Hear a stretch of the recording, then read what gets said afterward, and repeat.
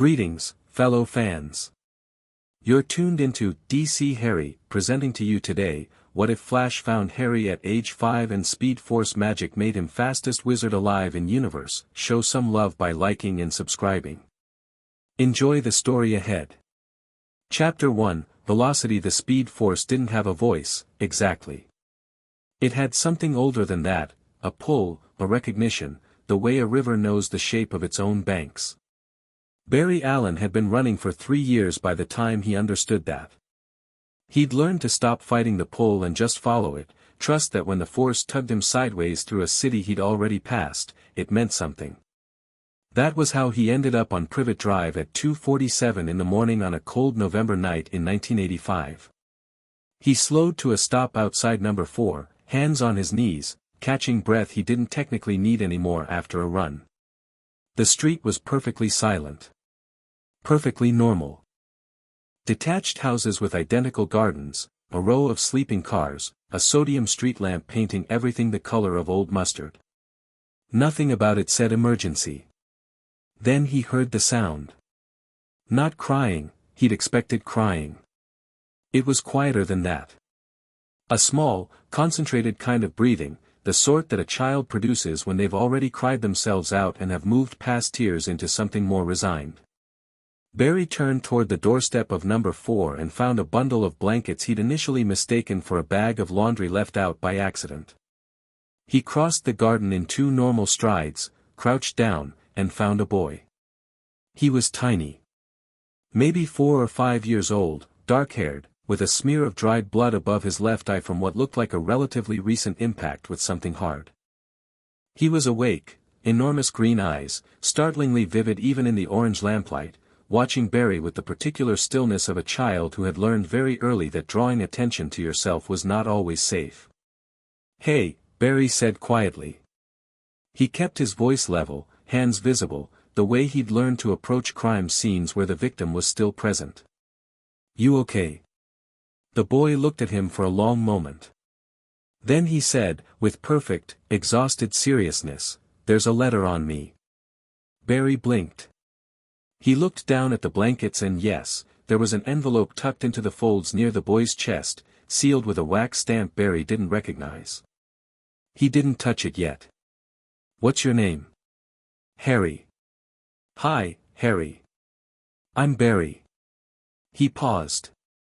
"That rhymes." Harry considered this. "Yes," he agreed, with the gravity of someone filing away an important fact. "How long have you been sitting out here?" Harry looked up at the sky in the way children do when they're genuinely trying to calculate time.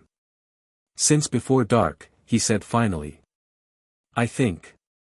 Barry looked at the sealed door of number 4. He looked at the letter. He looked at the cut above Harry's eye, at the clothes that were thin for November, at the way the boy was sitting with his knees pulled up and his arms wrapped around himself in the practiced posture of someone who had learned that being small took up less heat. He picked up the letter. It was addressed, in looping handwriting, to the occupants of number 4, Privet Drive, regarding Harry James Potter. Barry broke the seal. He read it twice.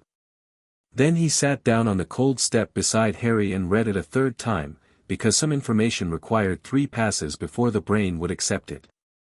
The letter was from someone called Albus Dumbledore, and it explained, in extraordinarily calm terms, that Harry's parents had been murdered, that Harry had somehow survived an attempt on his own life by a dark wizard, that this made him famous in certain circles, and that he was being left in the care of his only remaining blood relatives for his own protection, and that protection, apparently, meant a cold doorstep at 2 in the morning with a cut on his head and nobody to hear him. Breathing. Barry folded the letter very carefully and put it in his jacket pocket. "Harry," he said. "Yes. Do you want to come with me instead?" Harry looked at number 4. His expression was difficult to read, not because he was hiding anything but because it was the expression of someone performing a genuine cost-benefit analysis. After a moment he said, "They don't really want me here." "Yeah," Barry said. "I got that impression too." He stood up and held out his hand. "I live in Central City. It's far away. We'd have to run." "I like running," Harry said immediately, taking his hand and standing up with the slightly unsteady dignity of a very tired small child. He was lighter than Barry had expected when he lifted him. One arm around the boy's back, Harry's face tucked against his shoulder, the blankets wrapped around him. "Hold on tight," Barry said. He ran. He ran the way he ran when it was just him and the night and no catastrophe to race, smooth, controlled, the world blurring into ribbons of light and color. Harry didn't scream. Barry had expected screaming. Instead, after a sharp intake of breath at the initial acceleration, Harry made a sound that was distinctly and unmistakably one of delight, a small, fierce laugh swallowed almost immediately, as though he didn't quite trust it yet. And that was when the speed force did something Barry had never felt before. It wasn't dangerous. It wasn't violent. It was more like recognition. Like a tuning fork placed near another tuning fork and both of them beginning to hum at the same frequency without being struck. The golden current that lived at the edge of Barry's perception whenever he ran, that warm rushing presence that had no voice and all voices at once, it reached. He felt it reach around him, felt it brush against the boy in his arms, and he heard, not with his ears but somewhere deeper, some sense the speed force had given him along with everything else, he heard something in Harry answer. Barry stumbled. Not physically, his feet were still perfect. But something in him stumbled.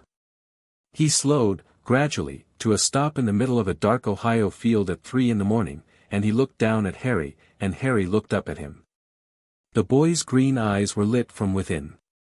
Not metaphorically, actually, literally illuminated with a faint gold that faded even as Barry watched, like an ember settling back into warm coals. Harry blinked. Touched his own face with one small hand, curious. "What was that?" Harry asked. "I don't know yet," Barry said honestly. "Did it hurt?" Harry shook his head. He thought about it for another moment and then said, with complete certainty, "It felt like when you run." Barry had no idea what to do with that. So he kept running. Central City at night was a different animal from Central City in the day, quieter, sharper, all neon and streetlight and the distant hum of the river. Barry's apartment was on the 4th floor of a building near the CCPD, 3 rooms and a kitchen, the kind of place that was comfortable without being curated, every surface covered in the evidence of someone who lived there around their work rather than in it. He set Harry down on the couch, found a blanket that wasn't covered in case files, and made hot chocolate the way his foster mother used to make it, actual milk, actual cocoa, a splash of vanilla. Harry sat wrapped in the blanket and watched him work with those green eyes that seemed to notice everything. "You're the Flash," Harry said while Barry was stirring.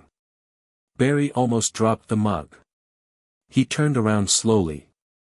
Harry was pointing at the lightning bolt on Barry's chest with one small finger. The suit. He'd forgotten he was still in the suit. "Yeah," Barry said. "I've seen you on the telly," Harry said. "At Dudley's, sometimes, when they let me watch." "Dudley?" "My cousin." A pause. "He doesn't let me watch very often."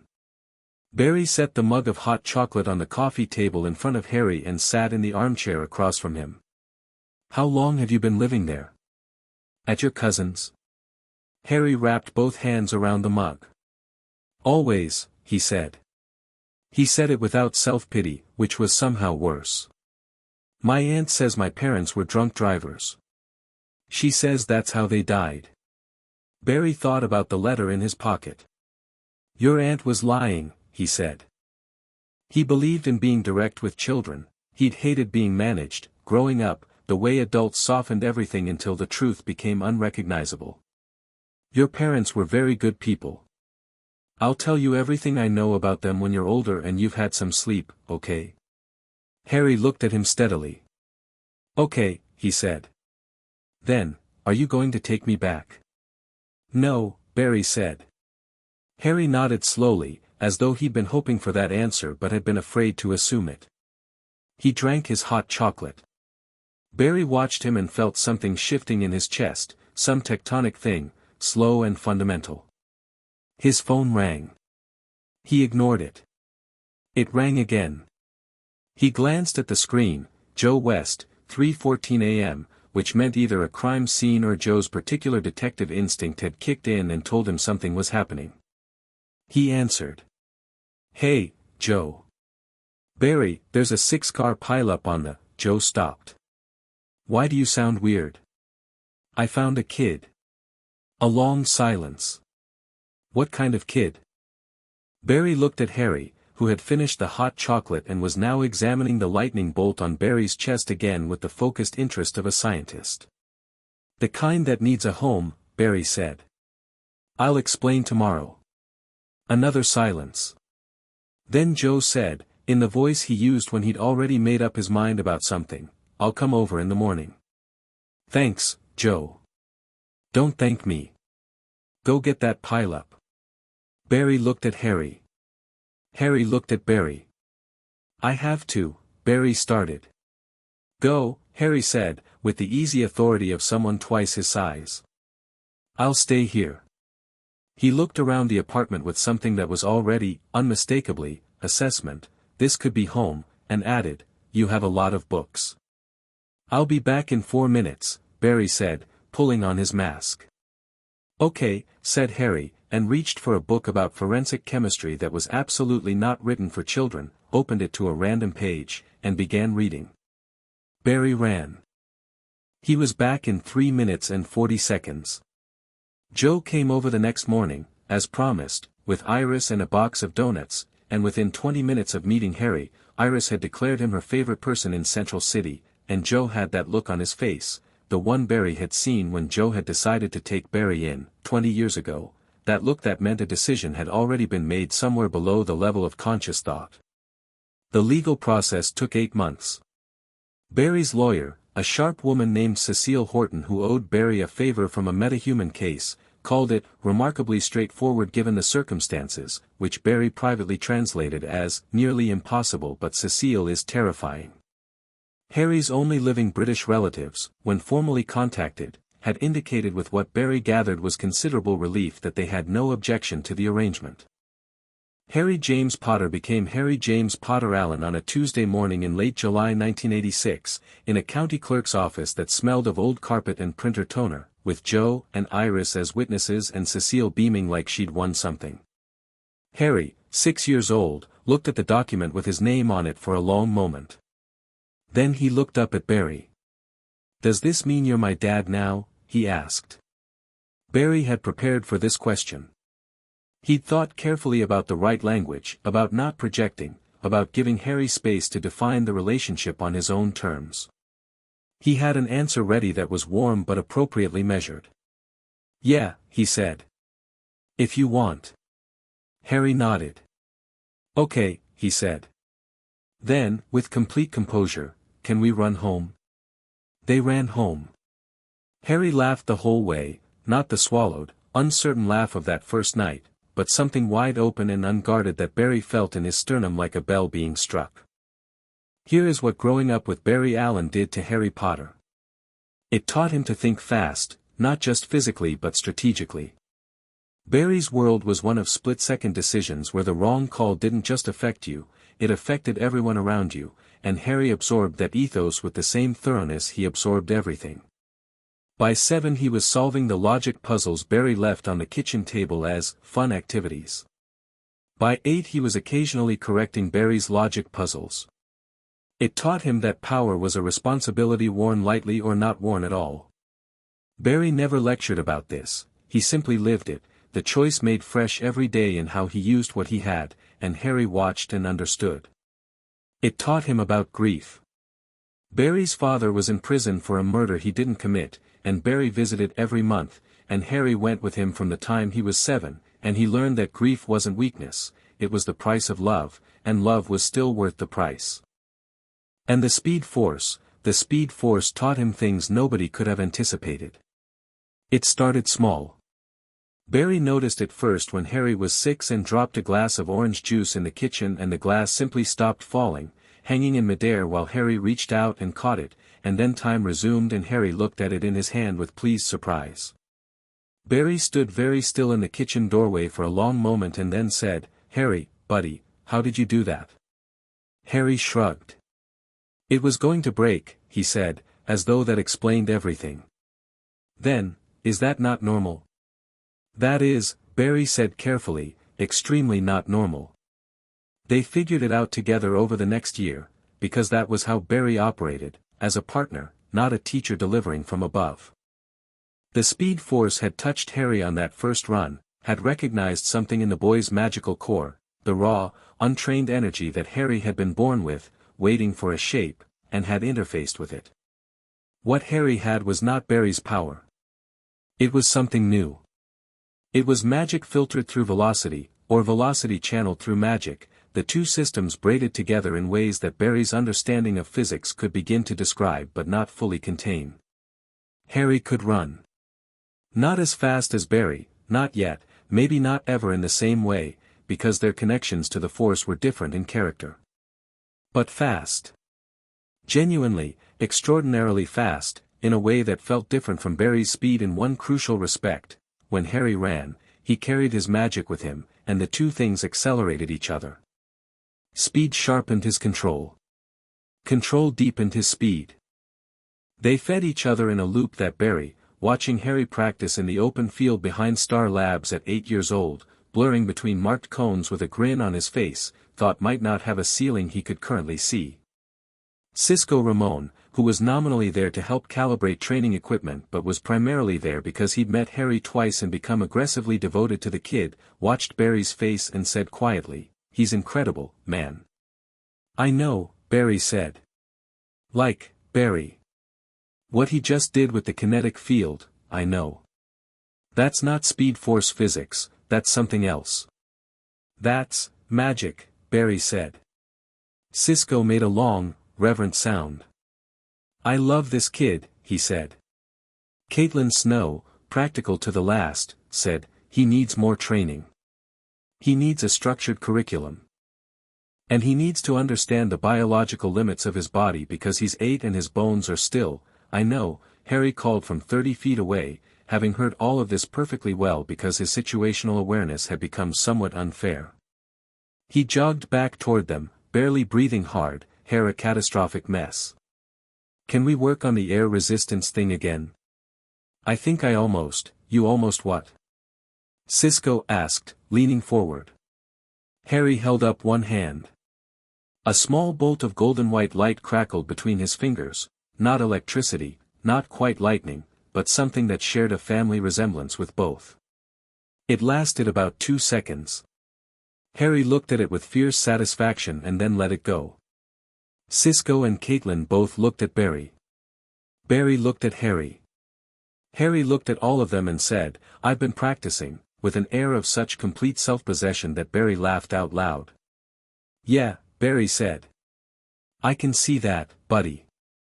The magic made itself known in other ways too, ways that were distinctly not Speed Force. When Harry was 7, the school they'd enrolled him in had reported, with some bewilderment, that all the lights in Harry's classroom had shattered simultaneously when an older boy had cornered him in the hallway. Not broken, shattered outward, simultaneously, with enough force that the maintenance crew found glass on the far wall. The older boy, when interviewed, had reportedly declined to explain what he'd said to Harry but had also reportedly been crying throughout the interview. Barry had sat down with Harry that evening and asked, very calmly, what had happened. Harry told him, equally calmly, what the older boy had said. Barry listened.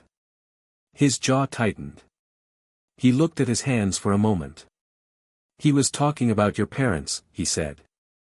"Yes," Harry said. "And you made the lights explode." "Yes." A pause. "I didn't mean to." "I know." Barry looked at him. "Are you okay?" Harry thought about it with the seriousness he gave every genuine question. "I'm angry," he said. "But I'm okay." "Good," Barry said. "Being angry is okay. Explosions are," he paused, searching, "okay once. Let's talk about what happens next time." They talked. They always talked, Barry and Harry, about the hard things as well as the easy ones, about James and Lily Potter, about what the wizarding world apparently was and why Harry was famous in it, about the scar on Harry's forehead and what had made it. Barry had researched as thoroughly as he could with the resources available to him, which were limited because the wizarding world was extraordinarily good at staying invisible, but he'd found enough to understand the shape of what Harry carried. Harry took it all without drama. He asked intelligent questions. He processed the information over several days and then came back with more questions, increasingly specific, increasingly strategic. By the time he was 10, Harry had a working understanding of his own history, his own power, and his own place in the world that most adults never achieved, because Barry had never treated the truth as something children needed to be protected from. The letter from Hogwarts arrived when Harry was 10 years and 11 months old, on a Tuesday morning in April, delivered not by Owl, because the Owl had apparently had some difficulty with the route to Central City and had landed on top of a CCPD cruiser in a state of moderate confusion, but by Rubeus Hagrid, who knocked on the apartment door at 7 in the evening and nearly didn't fit through it. Harry opened the door, looked up at the largest man he'd ever seen, and said, without missing a beat, "You must be here about Hogwarts." Hagrid blinked. "How'd yeah, we've been expecting someone," Harry said, stepping aside to let him in. "Come in. Barry made dinner. Are you hungry?"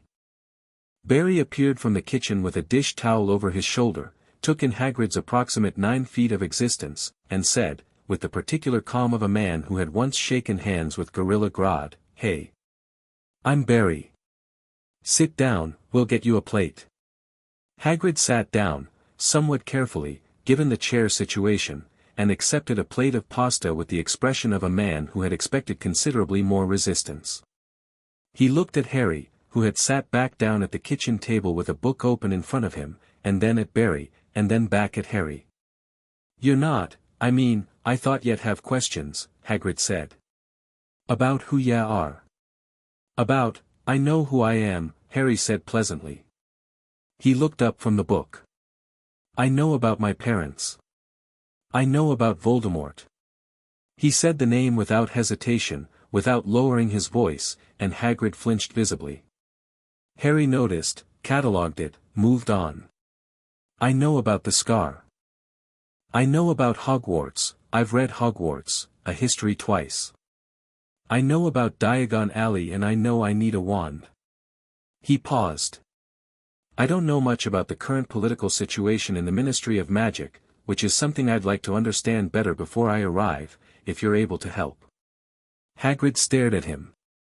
Then he looked at Barry with an expression that was equal parts impressed and mildly alarmed. How does he figured most of it out himself," Barry said, sitting down and serving himself. "I just gave him the sources." "The sources? I told you about the ministry question, though," Harry said to Barry, in the easy tone of someone continuing a conversation they'd started earlier. "The bit about the Wisengamot composition and whether Dumbledore's dual role creates a structural conflict, yeah, and I said I didn't know enough about it," Barry said. "Which is why we should let Hagrid eat before we interrogate him." Hagrid, who had been eating steadily throughout this exchange with the focused energy of a man who had been traveling since dawn, looked up. "You're different," he said to Harry, with genuine warmth rather than criticism. "From what I expected." Harry tilted his head. "What did you expect?" "To be honest, a frightened little boy who didn't know nothing." Harry thought about this. "That's what Dumbledore expected too," he said, not unkindly. "Isn't it?" Hagrid opened his mouth. Closed it. Looked at Barry again. "He does that," Barry said. "The thing where he just lands on the right answer. You get used to it." "It's not that complicated," Harry said, sounding mildly defensive. "Leave someone in a cupboard for 4 years, they come out afraid and grateful and easy to manage. It's just logic." He looked at Hagrid more directly. "I'm not criticizing you. I know you're a good person. But I want to understand the situation I'm walking into, and that means understanding that the situation was designed by someone. A beat. Dumbledore, specifically." Hagrid's great face was doing something complicated. "He did it to keep ye safe," he said, and there was genuine conviction in it. He left me on a doorstep in November when I was 1 year old, Harry said. His voice hadn't changed. It wasn't accusatory, it was just precise. I'm not angry at him. But I think, he kept me safe and, he was making decisions based on what was best for me, are two different things, and I want to know which one is actually true before I walk into a school that he runs. He closed his book. Does that make sense? A long silence. The kitchen clock ticked. Outside, Central City hummed along. Hagrid said, very slowly, "Yeah, know what, Harry? I think it does." Barry watched his son across the table and felt, as he often did, that complicated mix of pride and something quieter, something like awe, maybe, that this particular person had come to exist in his particular life. "Right," Hagrid said, recovering himself with visible effort. "Well then. I suppose I ought to tell ya about Gringotts." "The Goblin Bank," Harry said. "Yes. I have questions about the account management structure." Hagrid looked at Barry one more time, and Barry just smiled and offered him more pasta, and the evening settled into something warm and productive and entirely unlike any visit Hagrid had ever made to deliver a Hogwarts letter. Later, when Hagrid had eaten enough for 3 people and given them a genuinely useful download on current ministry politics, and when he'd gone, with a slightly dazed expression, heading toward his enchanted motorcycle which he'd parked 2 blocks away because the street outside wouldn't accommodate it, Barry and Harry sat on the fire escape the way they did on good evenings, legs dangling over Central City's nighttime traffic, the river visible as a dark ribbon between the buildings. "You okay?" Barry asked. "Yeah," Harry said. He was quiet for a moment. He said, "Dumbledore's been watching over more actions right the next chapter now." Chapter 2, First Blood. The leaky cauldron smelled like centuries of spilled ale and wood smoke, and Harry loved it immediately. Not because it was comfortable, it wasn't, particularly. The ceiling was low and dark, the floor was uneven stone, and the clientele at 9 in the morning were either deeply committed drinkers or people who had the particular hollow-eyed look of those who'd been traveling magically and hadn't quite reassembled themselves yet. But it was real in a way that Harry had been craving without being able to name, a place where the strangeness wasn't hidden, wasn't apologized for, wasn't explained away. The candles floated. The barman had 3 fingers on his left hand and didn't seem bothered by it. A witch in the corner was reading a newspaper whose photographs moved, and she was eating toast with the focused contentment of someone utterly at home. Harry stood in the doorway and took it all in at the speed he took everything in, quickly, thoroughly, with the cataloging instinct Barry had refined in him over 5 years of forensic thinking, and then he stepped inside. Barry was beside him, in civilian clothes, a jacket over a blue shirt, doing his own version of the same scan. He'd cleared his schedule for 3 days. Cisco had offered to come. Barry had said no, this one is just us, and Harry had been glad of it. Hagrid was already at the bar, conversing with the barman in a booming undertone that carried regardless. He turned when they came in and raised a hand the size of a dinner plate. "Harry." "Right on time, well, nearly." "Tom, this is Harry Potter and his dad." Tom the barman looked at Harry with an expression Barry had started to recognize, that widening of the eyes, that particular intake of breath, the gaze going immediately to the scar that Harry's hair didn't fully cover. "Bless my soul," Tom said softly. "Harry Potter. What an honor." "Thanks," Harry said. He said it warmly, naturally, without the self-consciousness Barry had half expected. He'd worried, sometimes, about how Harry would handle the fame. It was a strange kind of fame, built on an event he didn't remember, in a world he'd been kept from. But Harry just received it, the way he received most things, with equanimity and a total absence of performance. He didn't puff up. He didn't shrink. He just nodded at Tom and moved on, because there was a whole alley to see and he was ready to see it. Tom took them through the back, tapped the specific bricks Hagrid indicated, and the wall rolled apart like a curtain being pulled back. Barry Allen had run through dimensional rifts. He had seen time wrinkle. He had stood inside the Speed Force itself, which was a place that wasn't a place, all light and momentum and the accumulated velocity of everything that had ever moved. He'd thought he had a reasonably robust capacity for wonder. Diagon Alley still got him. It was the density of it, magic compressed into a narrow, winding street, every window displaying something impossible, the air itself carrying a charge that raised the hair on Barry's arms in the pleasant way that meant energy, not danger. Owls called from a shop on the left. A cauldron in a window to the right was stirring itself. Children Harry's age moved through the crowd with their parents, clutching lists, pointing at things. Harry had gone still beside him. Not frozen, the stillness of intense attention, not overwhelm. His green eyes were moving steadily across the street, taking an inventory, and Barry could practically see the categorization happening in real time. "Okay?" Barry asked. "I've been reading about this for 2 years," Harry said. "It's better than the books described." "Books usually are," Barry said. "No, usually they're worse. This is an exception."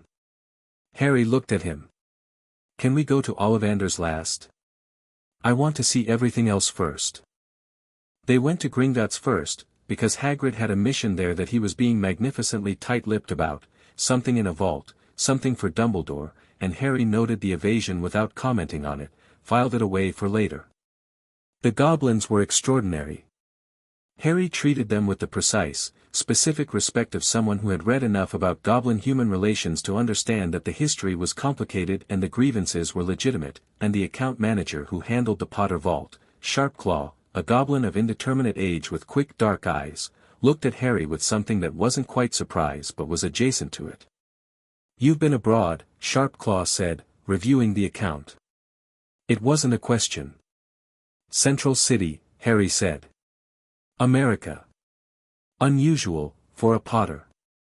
"I had unusual circumstances," Harry said. Sharpclaw looked at him for a long moment. Then, with a small, sharp nod, "Your accounts are in order. Your parents' estate has been generating interest since 1981. The primary vault is considerable." He slid a ledger across the desk. "You'll find the figures here."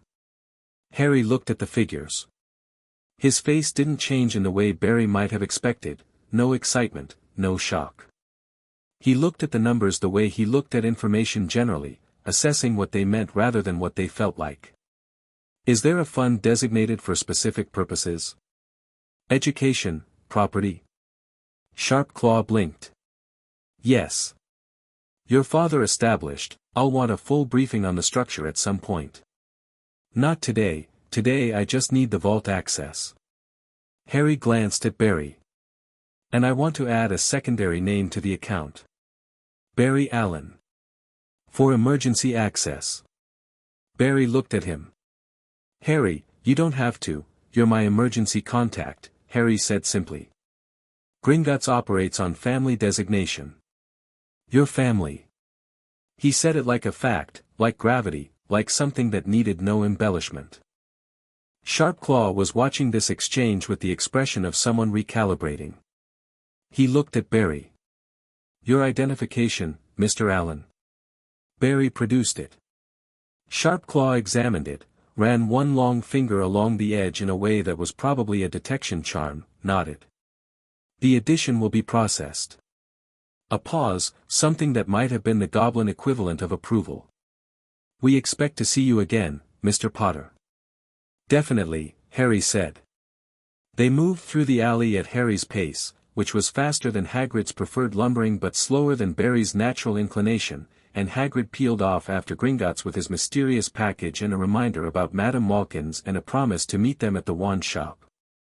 Harry navigated by the mental map he'd clearly constructed from reading and asked questions about everything, not the obvious tourist questions but the specific, structural ones that made the shopkeepers pause and actually think before answering. At Flourish and Blots he bought the required texts and then stood in front of the advanced charms section for a long quiet minute before selecting 3 books that weren't on any list. The shopkeeper, a thin man named Altus, raised an eyebrow.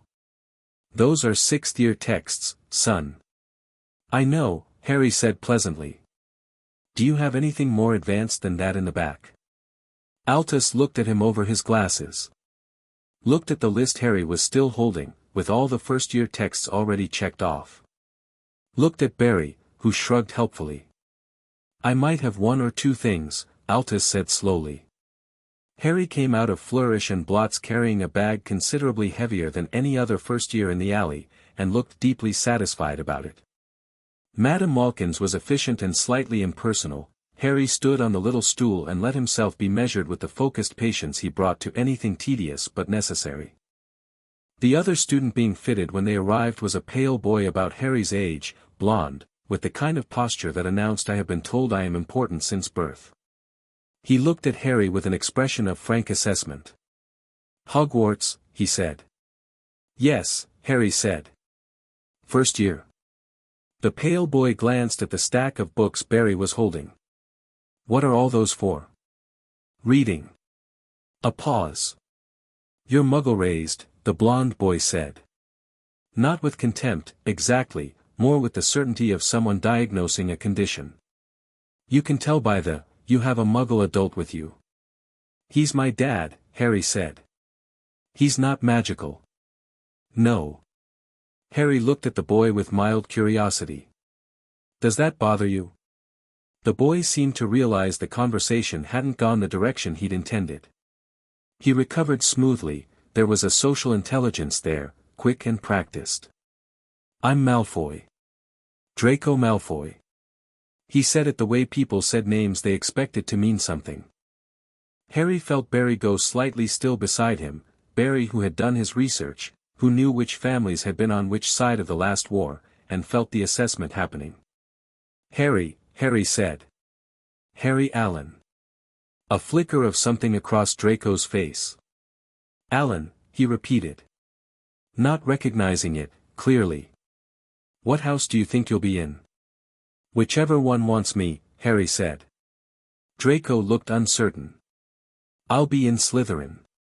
It's the obvious choice for people with the right background. He regrouped. You'll want to be careful about who you make friends with. Some families are, well.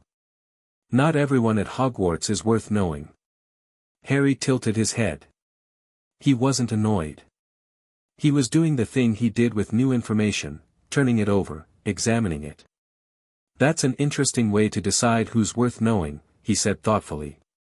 Background, rather than, I don't know. What they actually do. Draco blinked. What? I just mean it seems like you'd miss a lot of interesting people. Harry stepped down from the stool as Madame Malkin finished the last pin. Nice to meet you, Draco. Draco watched them leave with the expression of someone trying to figure out where exactly the conversation had gotten away from him. Outside, Barry said quietly, Malfoy family was deep in Voldemort's inner circle. His father was one of the, I know, Harry said. He's not his father, though. A beat. Not yet, anyway. Barry looked at him. That's a generous read. I grew up in Central City, Harry said. I know what happens to people who grow up in the shadow of what their parents did. He said it without self-pity, just awareness, and Barry felt it land quietly in his chest. Ollivander's was last, as Harry had wanted, and it was worth saving. The shop was narrow and deep, floor-to-ceiling shelves of boxes, the whole place smelling of sawdust and something electrically charged, like the air before a storm. The old wand maker himself emerged from between the shelves with the particular noiselessness of someone who had perfected the art of appearing, and looked at Harry with silver eyes that were doing their own kind of scan. Mr. Potter, Ollivander said. I wondered when I'd be seeing you. Harry Allen, actually, Harry said. But yes. Ollivander paused almost imperceptibly. Of course. Forgive me. He didn't sound entirely sorry. Your mother had a willow wand, lovely for charms work. Your father, mahogany, good for transfiguration, a bit more forgiving than some. He had moved to the shelves, running his fingers along the boxes with the speed of long familiarity. Let's see what suits you. The first wand was cedar and unicorn hair. Harry picked it up and nothing happened, which was apparently unusual, because Ollivander made a small sound of interest and was already reaching for another box before Harry had set it down. The second was Ebony and Dragon Heartstring. A brief warm shimmer ran up Harry's arm and then faded, like an engine turning over without catching. Closer.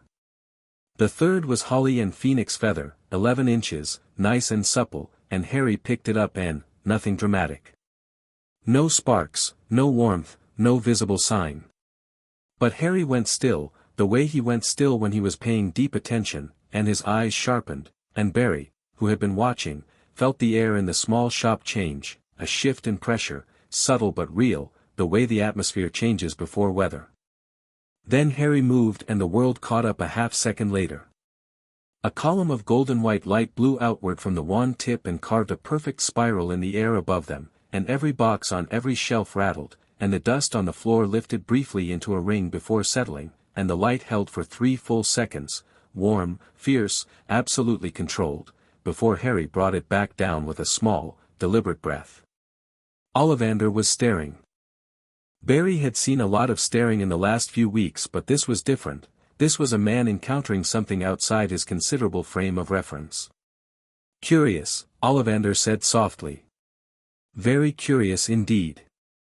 What? Harry asked. That wand. Ollivander looked at it with something that was almost tenderness. The phoenix who gave the feather for that core gave only one other feather.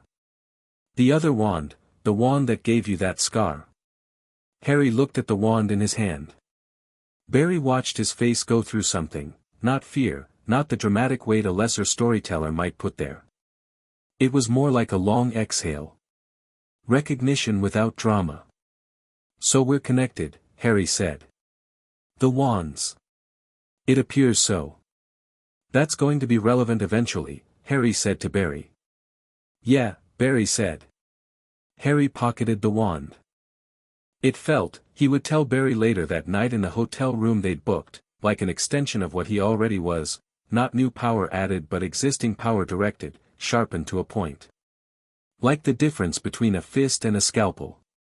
11 galleons, Ollivander said, which was such a mundane thing to say that Barry actually laughed, quietly, to himself.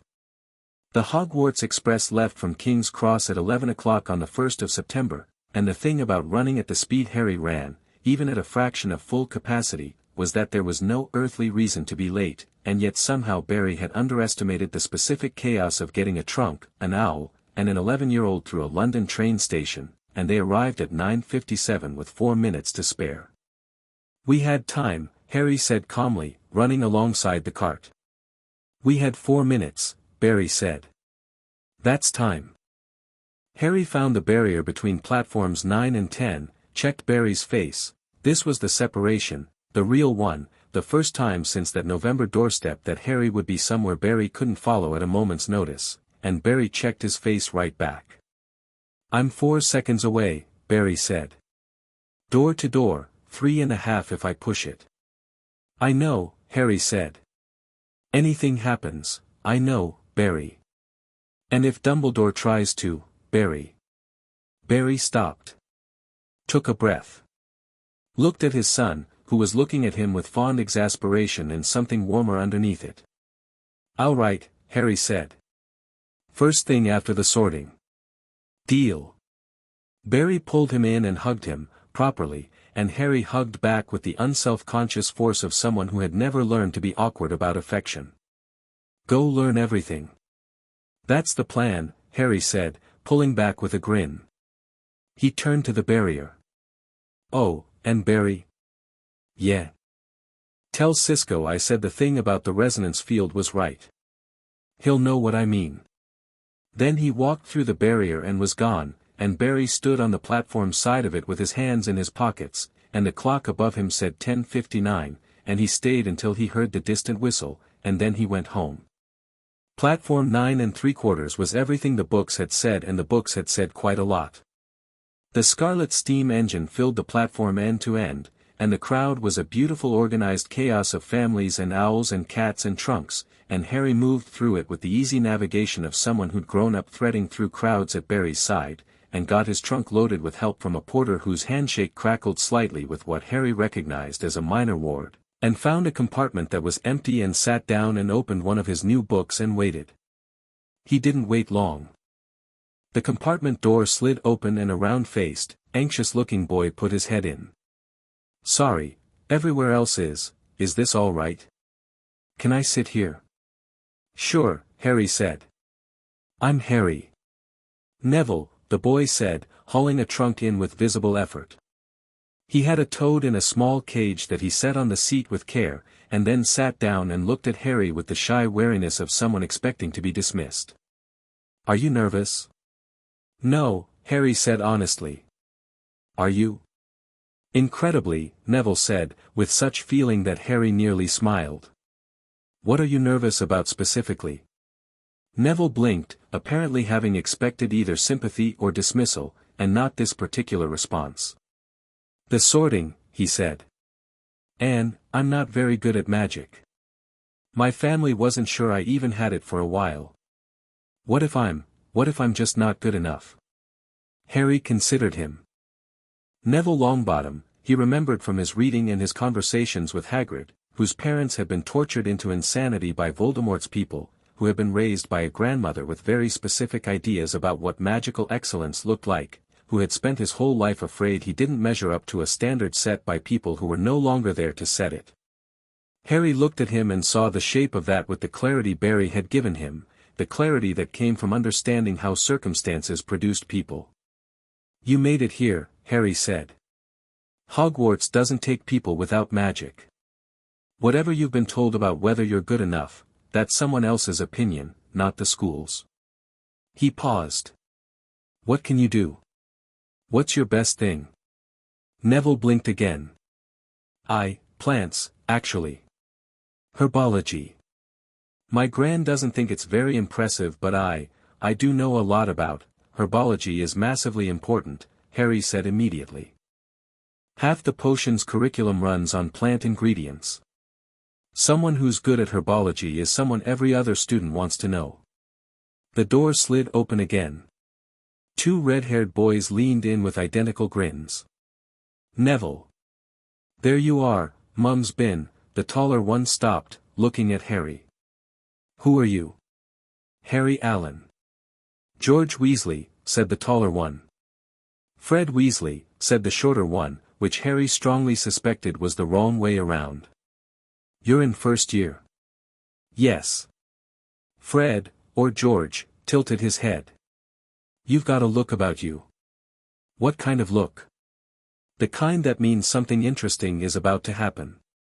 He pointed finger guns. "We like that kind of look." He leaned farther into the compartment. "If anyone tries to tell you what to do on the basis of house or family or general seniority, tell them Fred and George said they can shove it," the other one finished. "Right." Harry looked between them. "Are you two always synchronized like that?" "Mostly," they said simultaneously, and left with the satisfied energy of people who had accomplished something.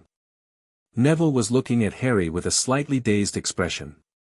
The door opened one more time, admitting a girl with a significant quantity of brown hair and an expression of concentrated determination, a book already in hand, who looked around the compartment and said, "Is there room?"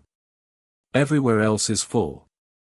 "Well, not full but occupied by people who are," she paused, clearly editing herself, "not ideal." "Sit down," Harry said. She sat, opened her book without further ceremony, and had been reading for approximately 30 seconds before she looked up and said, "You're Harry Potter." "Harry Allen," Harry said, not for the last time. "You're Scar," she said, by way of explanation. "I know. I'm Hermione Granger," she said. "I've read Hogwarts, a History 4 times." "Have you read it?" "Twice," Harry said. She looked slightly competitive. "What did you think of the section on the founders?" "Incomplete," Harry said. "There are 3 other primary sources that contradict the account of Slytherin's departure. The book takes Hufflepuff's version as definitive without acknowledging the discrepancy." Hermione stared at him. Then, with the expression of someone very happy about an unexpected development, which 3 sources? The conversation that followed lasted for 40 minutes and ranged across pre-Hogwarts magical history, current ministry structure, the debate over wand theory and wandless magic traditions, and the question of whether the Sorting Hat was genuinely sentient or operating on a sophisticated algorithm with the illusion of sentience. Neville read a herbology book and contributed occasionally with the small, growing confidence of someone who had been surprised to discover he had useful things to say and was cautiously enjoying it.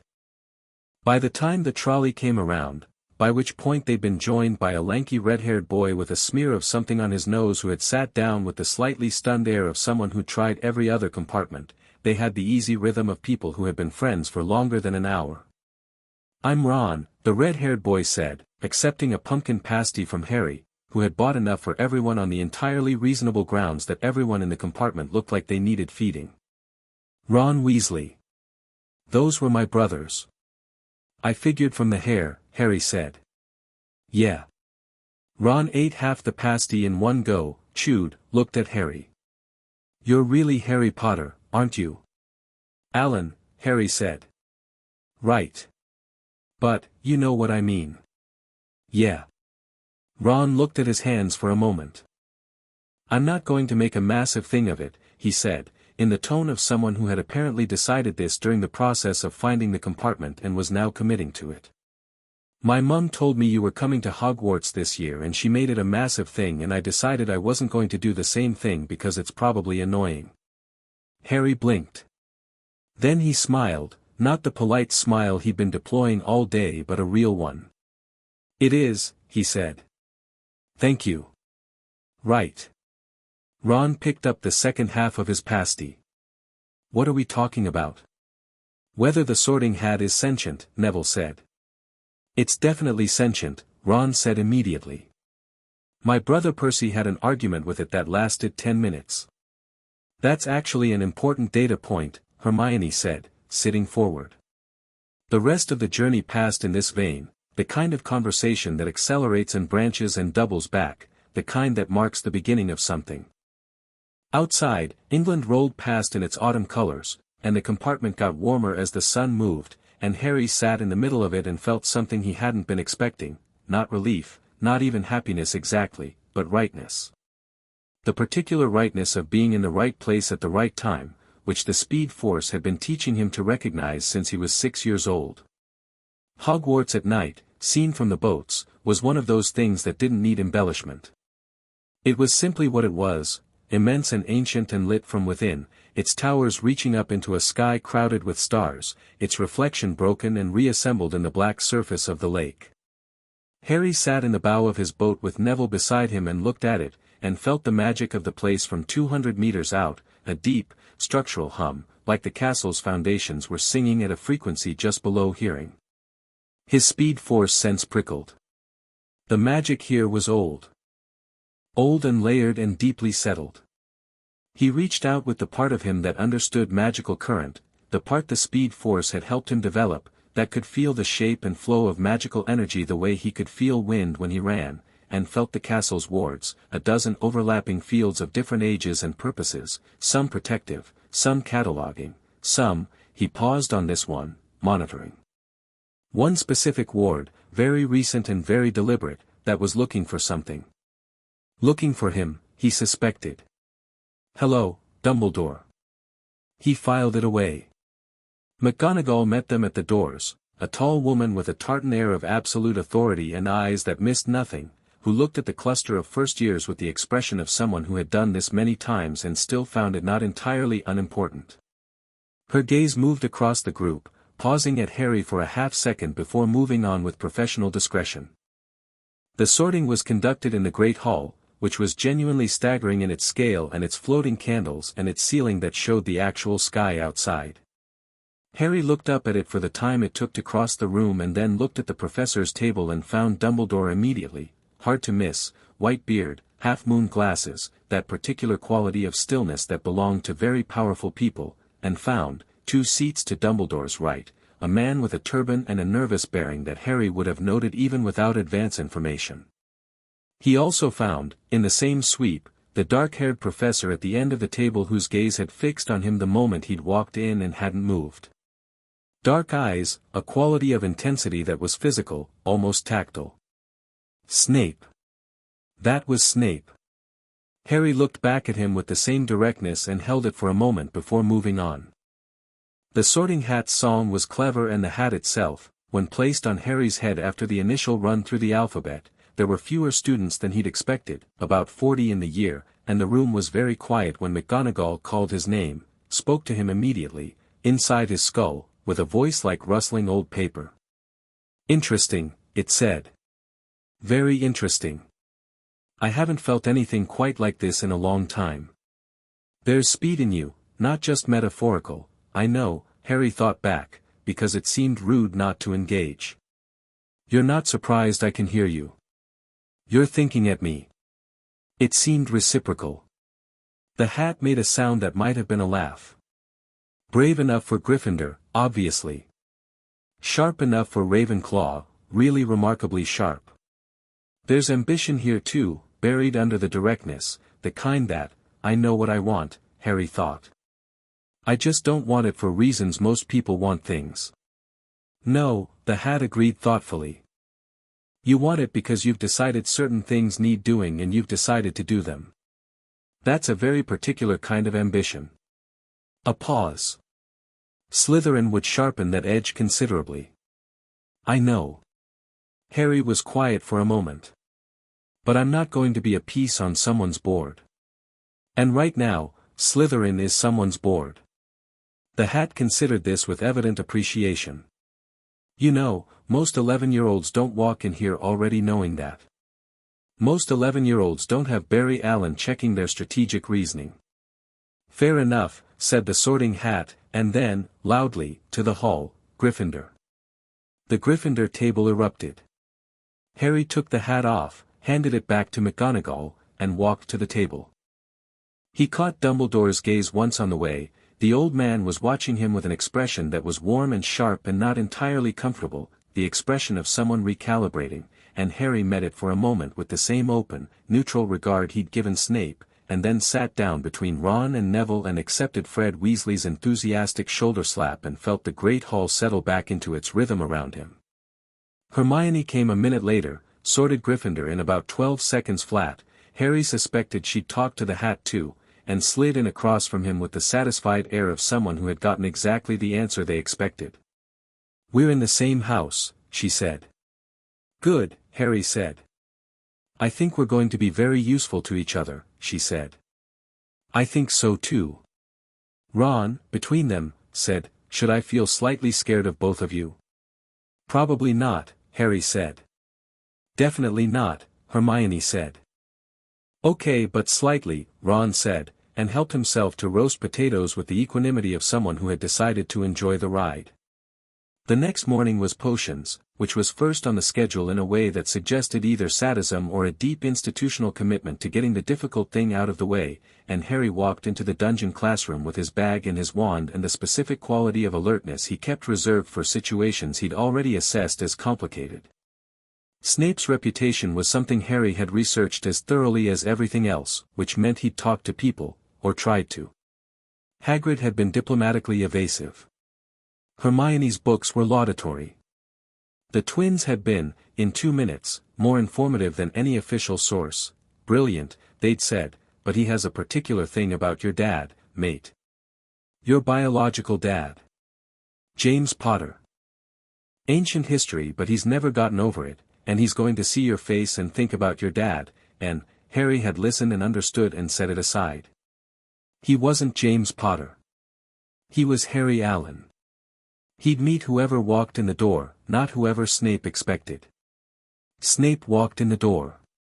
He was more imposing than the great hall distance had suggested, tall, angular. More actions request aborted. Write the next chapter now. Chapter 3, The Shape of Fear. The dungeons had their own weather system. Harry had noticed this in the first week, the way temperature dropped 2 degrees on the stairs, the way sound changed below the ground floor, became more particular and deliberate, the way his breath didn't quite mist but almost. He'd mentioned it to Hermione, who had immediately written 3 paragraphs in her notes about the thermal properties of subterranean magical architecture. He'd mentioned it to Ron, who had said, "Yeah, it's freezing down here, mate, and left it at that. Both responses were useful. It was a Tuesday in late October when things started to move. Harry had spent the first 6 weeks of term doing what he always did in a new environment, watching, mapping, understanding the shape of things before he acted in them. Hogwarts was a system, like any system, with its pressures and its loyalties and its fault lines, and Harry had learned from Barry that the best time to act was when you understood the ground you were standing on. So he'd attended every class. He'd learned every shortcut in the castle, including 4 that weren't in any published account of Hogwarts architecture and that Harry suspected the castle had simply made available to him because the Speed Force's presence in his magical signature apparently registered as something interesting to a 1,000-year-old sentient building. He'd talked to portraits, which were more informative than most people gave them credit for, and he'd catalogued the staff with the thoroughness of someone who'd grown up watching Barry catalog crime scenes. What he had at the end of 6 weeks was a picture, and the picture had a problem. The problem had a turban and a nervous stammer and taught defense against the dark arts in a classroom that smelled of garlic, and his name was Professor Quirrell. Harry had known, walking in on the first day, that something was wrong with Quirrell. He'd known the way he knew things that ran below the level of conscious thought, the Speed Force awareness, the magical sensitivity that had been developing since he was 6, the simple trained eye read of a person's body language that Barry had taught him by example for 5 years. Quirrell was afraid. Not the general anxiety of a nervous person but something specific and directional, a constant low-level terror that he was managing rather than feeling, the way you managed pain rather than felt it when the pain was continuous. The question was what he was afraid of. Harry had 3 working theories by the end of week 2. By the end of week 4 he was down to 1. The turban helped, once he thought about it properly. The smell of garlic helped. The way Quirrell never quite put his back to an open space helped. The way his hand sometimes went to the back of his head in a gesture that wasn't quite touching but was oriented, protective, defensive, guarding something, that was the thing that settled it. Something was living in the back of Quirrell's skull, and Quirrell was terrified of it, and whatever it was had a presence that Harry could feel when he stood close enough, a cold, wrong, hungry pressure, like a draft from a room that shouldn't have a window. He'd told Ron about this on a Wednesday evening in the common room, while Hermione was doing something aggressive to a transfiguration essay at the table behind them. Ron had looked at him for a long moment. "You think you know who is in Quirrell's head?" "I think something is," Harry said. "Something. I'm not certain it's him specifically. I'm certain it's something dark, something with significant magical power, and something that Quirrell is in an ongoing negotiation with rather than in control of." Harry had paused. "The turban bothers me." "What about the turban? Why does someone wear a turban all the time? Indoors, during meals, in a dungeon in October. There are cultural contexts where that's entirely normal but Quirrell wasn't wearing one last year, apparently, several portraits told me, which means the turban is new, and anything new and conspicuous is either a statement or a concealment." Ron had looked at the ceiling for a moment. "Have you talked to anyone about this?" "I'm talking to you. I mean a teacher." "McGonagall." "Dumbledore." Harry had been quiet for a moment. "Dumbledore already knows," he'd said. "Or suspects. He's not headmaster of Hogwarts and the most powerful wizard alive without noticing when something is wrong with one of his staff. Which means either he's watching it, which is fine, or he's using it, which is not fine," Ron had said. "Not fine," Harry had agreed. He'd kept watching. The thing that crystallized it for Harry wasn't Quirrell at all. It was a mirror. He'd found it at 1 a.m. on a Thursday in November, following one of his regular late-night runs through the castle that he conducted at a speed no one could see, mapping new sections. The Speed Force had been doing its river thing again, pulling him left instead of right at the third-floor junction, and he'd followed it into a room he hadn't found before, a large, dusty, unused classroom with a single object in it, something enormous covered in cloth. He'd pulled the cloth off, because of course he had, and found a mirror. The frame read, "Erist stra eru oit ube kafru oit on wosi." He'd read it backward and forward simultaneously because speed reading was something his brain had adapted to naturally, I show not your face but your heart's desire. He'd looked into it.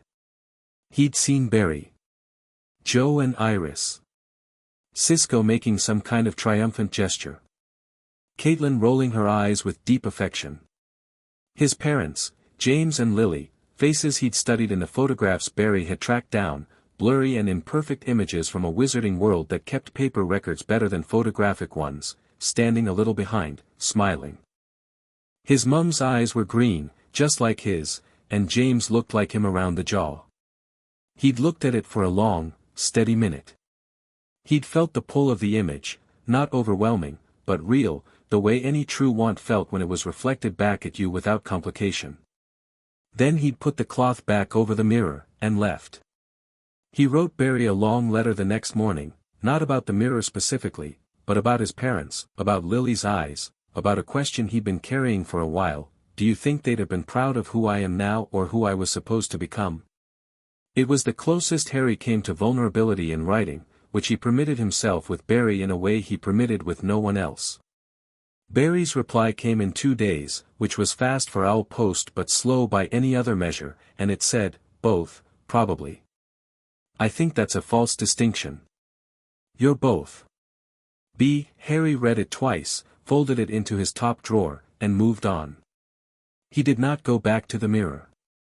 The desire was real and he didn't dismiss it, but he understood what the mirror was doing, offering a moment of beautiful stillness, and Harry moved in a world that was always running, and stillness was the one thing he was most susceptible to, and he recognized that and kept going. Dumbledore had probably put it there on purpose. Everything about the third-floor corridor suggested deliberate design: the locked door Fluffy was behind, the planted obstacles, the mirror that would stop anyone vulnerable enough to be running on longing. A maze for a specific kind of person. Harry was not that person, but he was meant to think he might be. Quidditch was the most fun Harry had had since arriving at Hogwarts, and that was saying something because he'd been having a genuinely excellent time. Oliver Wood had spotted him in a casual practice session on the pitch, watched Harry chase down a bludger that was heading for a second year with the kind of acceleration that made Wood go completely silent, and had appeared at Harry's elbow afterward with the intensity of a man in the grip of a calling. You need to be on the team, Wood had said, without preamble. I know, Harry had said. Seekers spend most of the game at high altitude looking for a tiny, gold ball, fast, only visible for moments. The match ends when it's caught. I know how Quidditch works. Wood had blinked.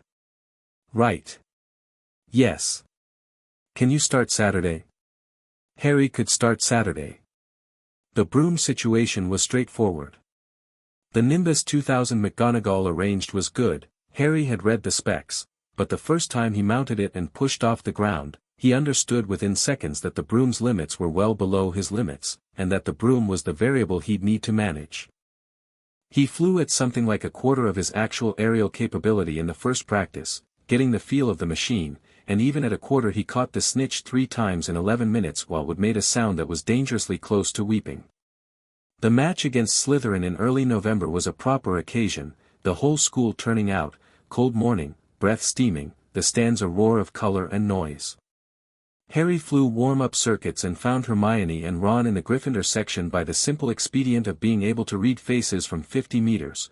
Ron had his hands over his eyes, which seemed counterproductive, and Hermione was gripping the rail in a way that suggested she was finding the pre-match anxiety worse than she'd expected. He'd also found Snape, in the stands, near the Slytherin section, whose lips were moving. And he'd found Quirrell. And because Harry had been watching Quirrell for 6 weeks, because he knew what Quirrell's normal level of ambient terror looked like, he noticed immediately that Quirrell's level of ambient terror today was elevated. Significantly elevated. The quality of the man's attention was fixed on something. Fixed on Harry. Harry had filed that away and focused on the match. The match lasted 22 minutes. Harry found the snitch at 14 minutes in, hovering near the Slytherin goalpost in the casual way of something that didn't know it was being hunted yet, and Harry was already in the dive before the Slytherin seeker had registered what direction Harry had moved in. The broom bucked under him at the 11-meter mark, not a real mechanical problem but a sudden, sharp interference, something wrong in the magical interface between rider and broom, and Harry recognized the signature immediately because he'd been close enough to Quirrell twice in the last 6 weeks to know what his magical output felt like. The broom tried to throw him. Harry laughed. Not out loud, he was concentrating, but internally, a flash of pure bright amusement, because this was the move. Jostle the broom of an 11-year-old who had been flying at a fraction of his capability and was functionally tethered to a speed force that operated outside the range of the magic being used to interfere. He rerouted the speed force connection through his grip on the broom handle, felt the interference skid off like water off warm metal, and dove. He hit the last 8 meters at a speed that made the crowd go suddenly very quiet, that collective intake of breath when something beautiful and terrifying happens faster than the eye can track. And then he was pulling up, the snitch closed in his fist, the broom steady, the morning air sharp against his face, and the crowd absolutely erupted. The Gryffindor table at dinner that night was 90 decibels of celebration that Harry enjoyed thoroughly while eating a substantial amount of everything available and telling Ron about the broom jinx with the calm specificity of someone filing an incident report. Ron's expression went through approximately 5 distinct stages, ending somewhere between outrage and awe. "Someone jinxed your broom," Ron said. "During the match, yes. That's cheating. Obviously. Did you tell McGonagall?" "Not yet." Harry reached for more roast potatoes. "I want to understand the full picture before I bring anyone else in. What I know is who did it. What I don't know yet is whether they were acting alone or on instruction." He glanced sideways at Ron. "Which matters?" Ron chewed this over with his steak. "You're incredibly calm about someone trying to kill you." "It wasn't kill," Harry said. "Broom jinx at that height and speed? Embarrass, maybe injure. Not kill." He paused. "Which is also interesting. He went to find Quirrell that night. Not in an aggressive way. Not even a confrontational way. He just went, at midnight, when the castle was quiet, to the 3rd floor, where he knew Quirrell sometimes walked when his own terror presumably made sleep difficult, and he stood in the corridor near the door with the 3-headed dog behind it and waited, and at 12:23 Quirrell appeared from the stairwell, walking with his arms crossed, his breathing controlled in the way of someone running a continuous internal management system. He stopped when he saw Harry. Harry was leaning against the wall with his hands in his pockets. "Hello, Professor," Harry said. Quirrell stared at him. In the torchlight his face was pale and his eyes were too wide, and the thing behind his turban, Harry could feel it, closer than it had been in the classroom, a cold dark pressure, stirred with something that was either curiosity or hunger. Possibly both. "Mr. Potter," Quirrell said. "You should know that I noticed the broom jinx," Harry said pleasantly. "I'm not angry about it. I just wanted you to know that I noticed." Quirrell's stammer, which Harry had begun to suspect was at least partially affected, slipped. Just for a moment, just a half-second of clarity before the performance reassembled. "I don't know what you..." "Sure," Harry said. "That's okay." He pushed off the wall. He didn't move fast, slow, deliberate, the way Barry moved when he was making a point about pace. "I also know what's in the back of your turban, Professor. Not everything about it. But enough."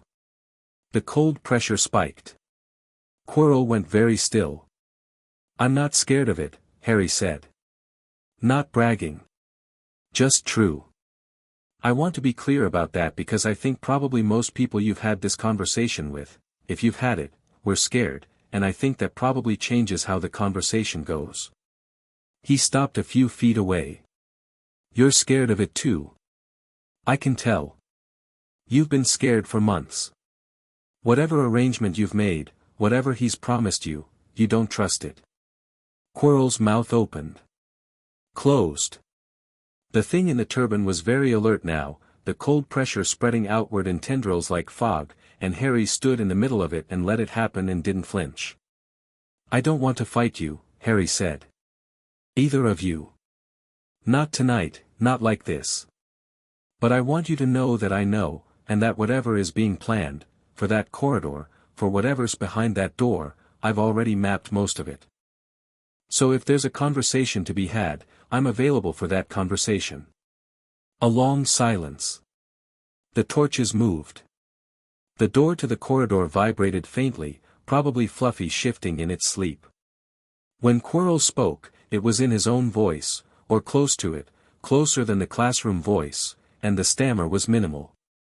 You should be afraid, he said. Of you or of him? A beat. Of what he can do. I've seen what supervillains can do, Harry said. Barry's shown me. He looked at Quirrell directly. He's beaten them all. Not because he's the strongest. Because he doesn't stop. He waited a moment. That's all I wanted to say. He walked back down the corridor, unhurried, and went back to bed, and lay in the dark for a while listening to the quiet breathing of his dormitory and the distant sounds of a castle that never fully slept, and thought about the shape of what was coming. The cold pressure from the corridor faded as distance increased. But it had noticed him. Whatever was in that turban had turned its attention on Harry fully for the first time tonight, had felt him standing in its reach without fear, and Harry had felt it feeling him, that mutual recognition, like the first night running with Barry, the speed force reaching outward, something answering. Except this was the opposite of that. This was dark where that was light. Cold where that was warm. He wasn't afraid of it. He wrote Barry a short letter in the morning, no dramatics, just there's something in the school that needs dealing with, probably Voldemort's spirit, probably connected to the attempted broom incident, working on the full picture, and sent it off with Hedwig, and went to breakfast. The troll happened on Halloween, which in hindsight had a certain obvious timing to it. Harry was in the great hall when Quirrell burst in with his news, and noted, watching the man's face, that the fear display was slightly overperformed, the drama slightly too well-shaped, the collapse slightly too positioned. Something deliberately created, then. A diversion. He was on his feet before the school was fully in motion, tapping Ron's arm on the way past. Hermione, he said simply. Ron stood up immediately. She wasn't at dinner. I know. Harry was already moving, reading the crowd's evacuation pattern, finding the gap. He'd been tracking Hermione's afternoon. She'd left the charms corridor at 4, gone toward the bathroom on the second floor because she'd been upset about something Parvati had said in study hall, and hadn't come back. When the troll's location was announced, the dungeons, Harry felt the diversion click into place. Dungeons were the wrong direction from Hermione. The second floor bathroom was the right direction. He and Ron hit the second floor staircase at a run, and Harry, catching the troll's scent before he could even define it as a scent, something thick and wrong in the air, slowed to a walk 3 corridors out and put his hand on Ron's arm. Slow down, he said quietly. Ron slowed, breathing hard.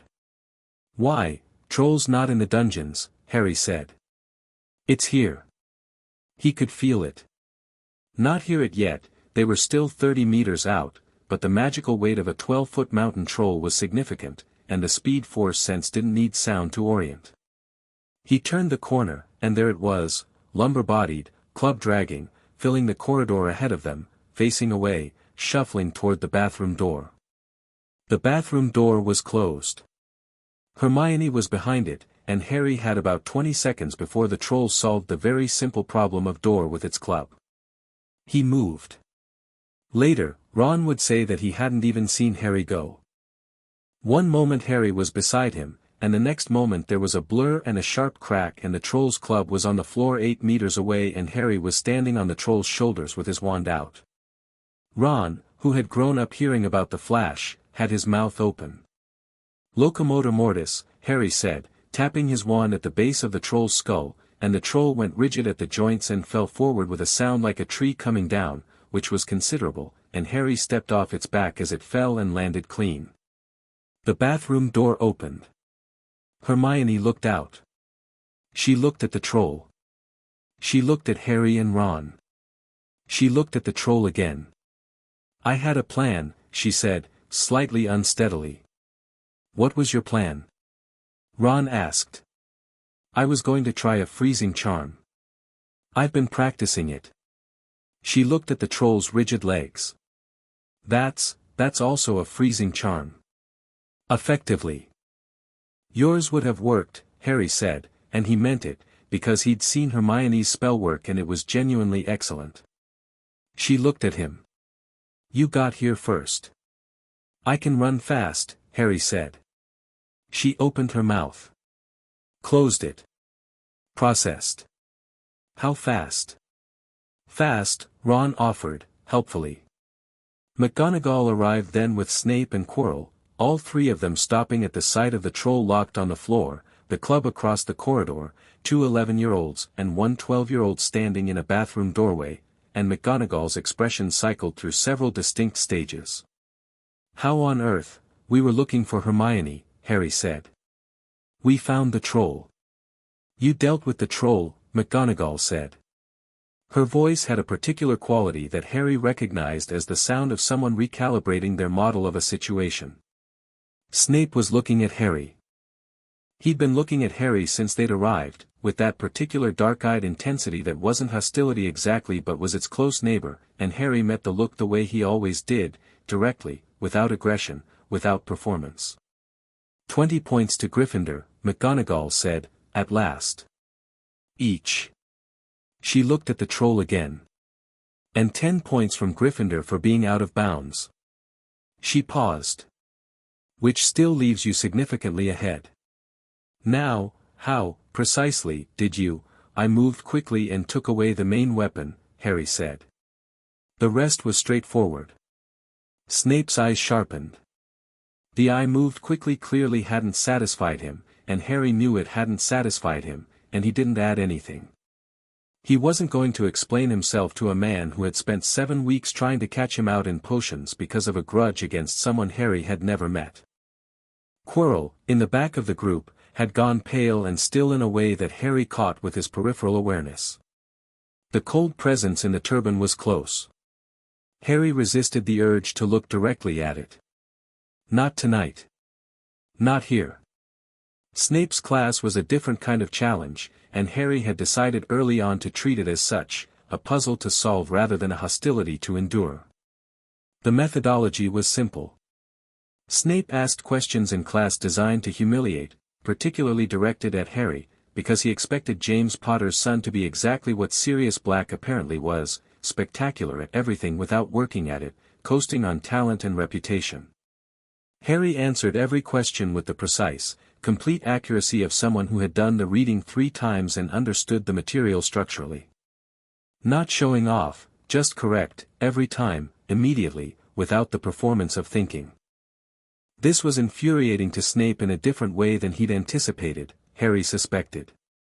You couldn't call it arrogance. You couldn't dock points for incorrect answers.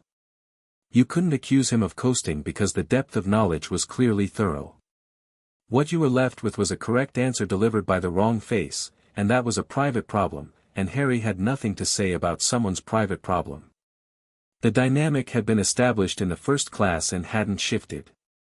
Mr. Potter, Snape said, during the 5th week, his voice its usual controlled drawl.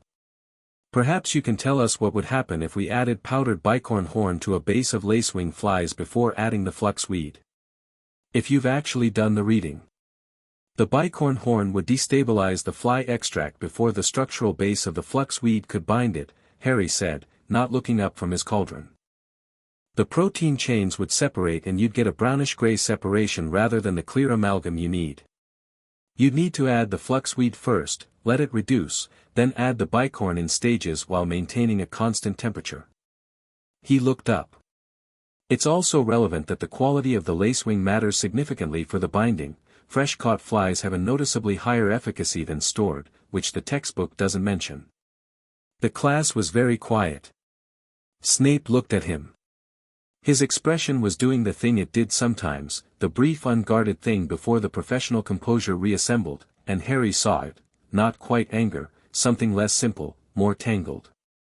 5 points to Gryffindor, Snape said, after a pause. For an accurate answer. He moved on. Hermione caught Harry's eye from across the work table and raised an eyebrow. Harry shrugged fractionally.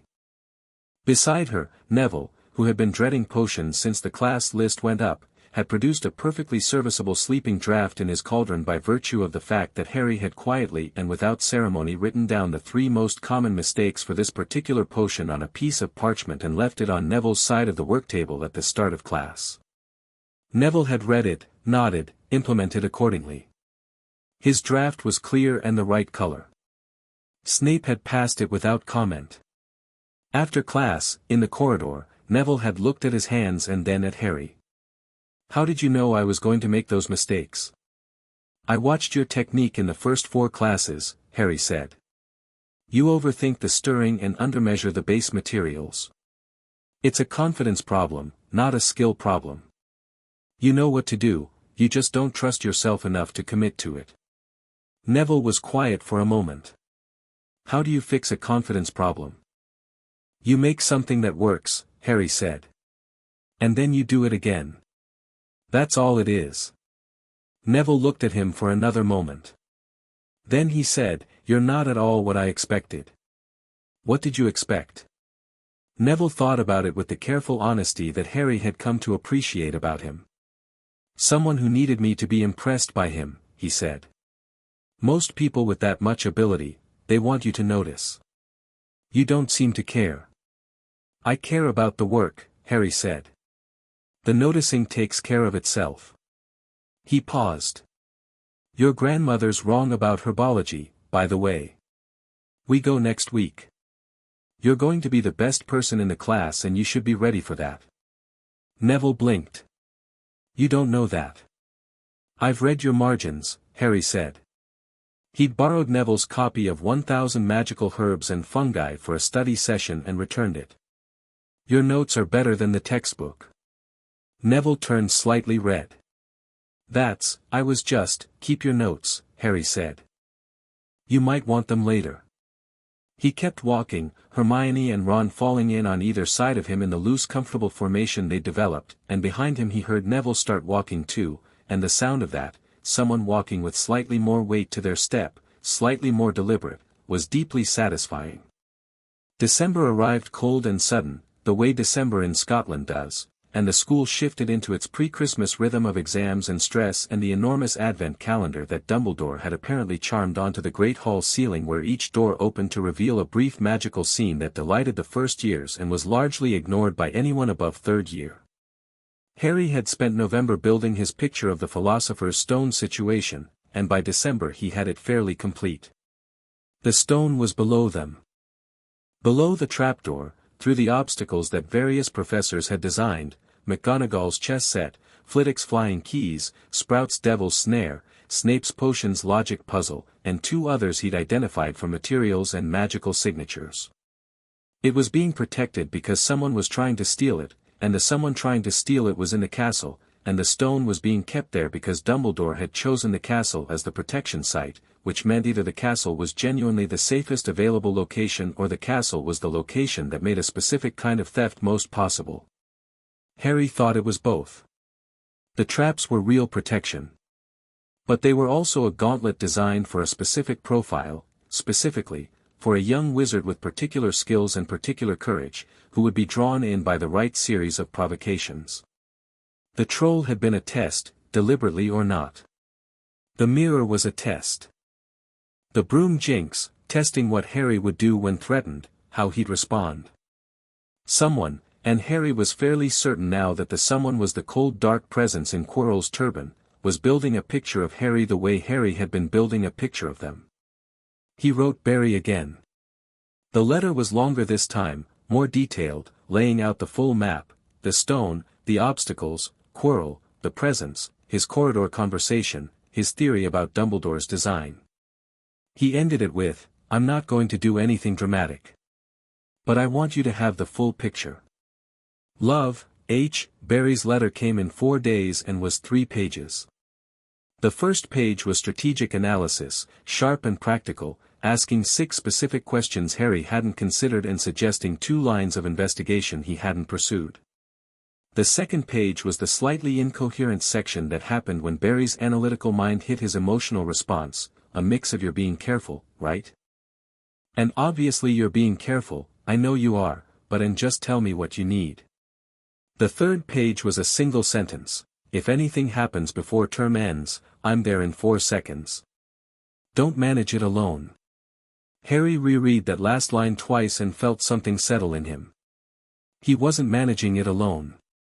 He had Ron, who was turning out to be steadier under pressure than his nerves suggested, the kind of person who needed a moment to get frightened and then simply didn't let the fright stop him. He had Hermione, whose intellectual rigor was already terrifying in its speed and depth, who had started finding connections in the magical theory that Harry's instincts reached for without being able to articulate. He had Neville, who had come in second in herbology as Harry had predicted and first in the practical component and was walking into classrooms now with a different bearing. And he had the Speed Force, which on a quiet Thursday evening manifested in a new way. He was running the castle alone, late at night, mapping a section of the 7th floor he hadn't fully explored, when the pull happened. The Speed Force current that he'd learned to follow without question, that river knowing its bank's certainty, tugged him toward a door in a stretch of blank wall that he was certain hadn't been there the last time he'd run this section. He stopped. Looked at it. Pushed it open. A room, large and high-ceilinged and lit with a warm amber quality that didn't come from any visible source, full of things. A workshop bench along one wall, tools hung in order, a wide window that showed a sky that didn't match the actual Hogwarts sky. A desk. A bookshelf with titles Harry didn't recognize. And in the corner, a training space, mats on the floor, clear of obstacles, the kind of space Barry had in the back of Star Labs. The room had made itself for him. He understood that immediately, the room of requirement, or its equivalent, manifesting something it had sensed he needed without being explicitly asked. He stood in it for a long moment. Then he went to the shelf and read the first title, Magical Velocity, a theoretical framework for the interface of kinetic enchantment and spellwork. He took it off the shelf. Opened it to the first page. The handwriting inside the cover was his own. Not his current handwriting, his future handwriting, the slight change in slant that happens when someone writes a lot more assured and compressed than what he produced now. And under the handwriting, a note to himself: "You'll need this in year 3 more than now, but start the theory. The section on kinetic spell amplification is the important part." Harry sat on the edge of the training mat and read for 2 hours. On the last evening before Christmas break, when most of the students had already gone home on the train, when the castle was quiet and snow-soft and the great hall was dressed in its winter best, Harry sat on a window ledge in the Gryffindor Tower and watched the grounds and felt the shape of what was coming. Hermione had gone home. Ron had gone home. Neville had gone home. Harry had stayed, partly because he wanted more time in the castle without the crowd, partly because there were things he wanted to know about Quirrell's movements over the break. He wasn't anxious about the stone, not exactly. He was ready. The specific readiness of someone who has done their preparation and is waiting for the next stage to begin. He thought about what Ollivander had said. Brother Wands. Connected by a phoenix's gift to 2 different boys, one who had made himself a dark mark on the world, one who had been marked in return. He thought about the cold presence in Quirrell's turban, its hunger, its intelligence. He thought about the mirror. He thought about Barry's face on that cold November night in 1985, crouching down on a dark doorstep, saying, "Hi, Harry." I'm Barry, with his hands visible like he was approaching a crime scene where the victim was still present. He thought about the Speed Force reaching around him, reaching towards something in him that answered.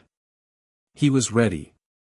He pulled out his wand, turned it once in his fingers, the holly and phoenix feather, warm against his palm, already as familiar as breathing, and sent a small spiral of golden white light into the dark above him, just because he could, just to see it, and watched it turn slowly in the air of the empty common room before fading. He was not afraid of what was coming. He was 11 years old and he was sitting in a castle full of ancient magic, and somewhere below him was a dark presence wearing a professor's face and planning something, and he had 6 weeks before term began again. He pulled out Magical Velocity and kept reading. Outside, snow fell on Hogwarts, steady and indifferent and beautiful, and the night deepened around a boy who was already, quietly, getting ready. Chapter 4, the long game January arrived like a door being kicked open.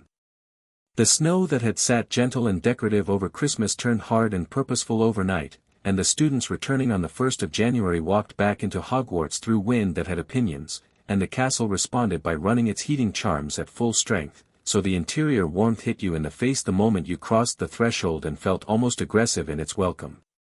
Harry had spent Christmas break doing 3 things.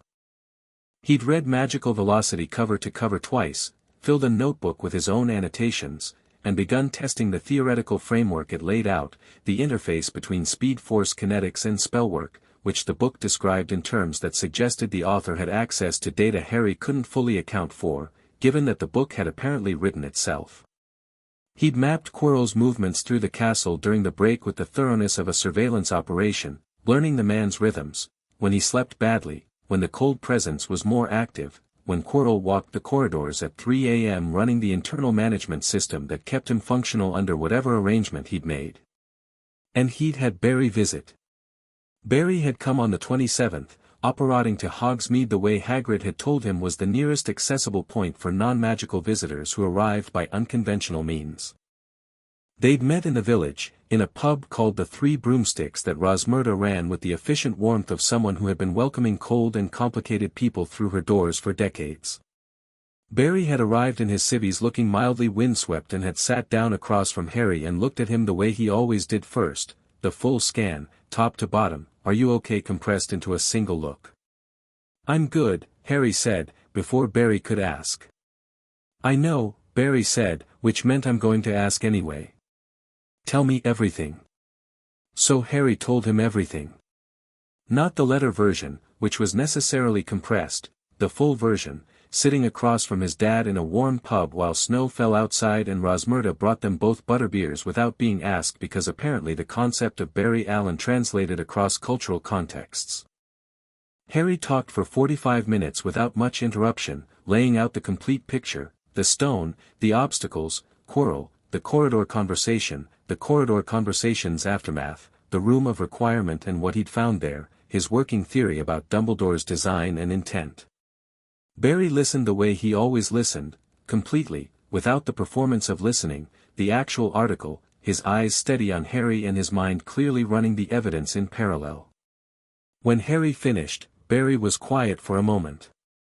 "The room," Barry said. "The one that made itself for you." "Yes." "With your future handwriting in the book." "Yes." Barry looked at his butterbeer. "Okay. That's a thing I'm going to need to sit with for a minute." "Time is different in magical spaces," Harry said. "I'm still working out the mechanics." "That's not what's throwing me," Barry said. "What's throwing me is the note said you'd need it more in year 3. Which means whatever this is," he gestured broadly, indicating the whole situation, "is the beginning of something longer." "Yes," Harry said. "I think Voldemort's return is a process, not an event. Whatever Quirrell is attempting is a first step." He paused. "I don't think it ends this year. Even if we stop whatever's happening with the stone." "We," Barry said. "I have Ron and Hermione and Neville." "And me," Barry said. "And you." Barry looked at him across the table with the expression he had when something mattered enough that he couldn't compress it to the directness he preferred. "Harry. If this escalates to the point where, I'll tell you," Harry said. "I promised." "Before the escalation," Barry said. "Not during." "Before." Harry met his eyes. "Before," he agreed. Barry nodded once. They drank their butterbeers. Outside, a group of older Hogwarts students went past the window, laughing, throwing snow at each other with their wands.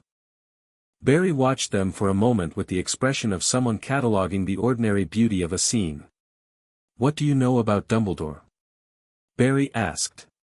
"More than he thinks I do," Harry said. "Less than I'd like." "He's been leaving you alone this term," Barry said. "I've been watching for letters, for invitations, for any attempt to make contact." "I know," Harry said. "He's waiting." "For what?" "For me to come to him," Harry said. He built a situation that he expects will eventually make contact inevitable, and he's waiting to see how I navigate it and when I decide I need his help. He turned the butterbeer mug in his hands. The answer is that I don't need his help and I'm not going to ask for it unless I've exhausted every other option, so we may be waiting for a while. Barry was quiet for a moment.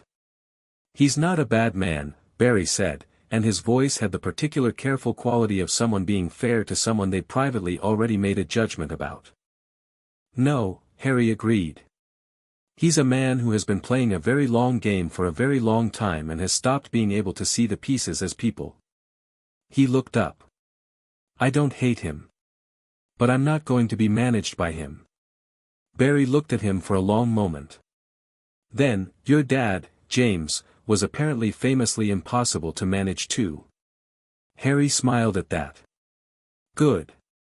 Hermione came back from Christmas with 3 new books she hadn't been assigned, a more efficient system for her class notes, and a question she'd clearly been developing over the break because she asked it with the precision of someone who had refined the phrasing. Your speed, she said, on the 2nd day of January, in the room of requirement that Harry had shown her and Ron during the break's final days, standing in the middle of the training space. It's not just physical. When you cast, there's a different quality to it.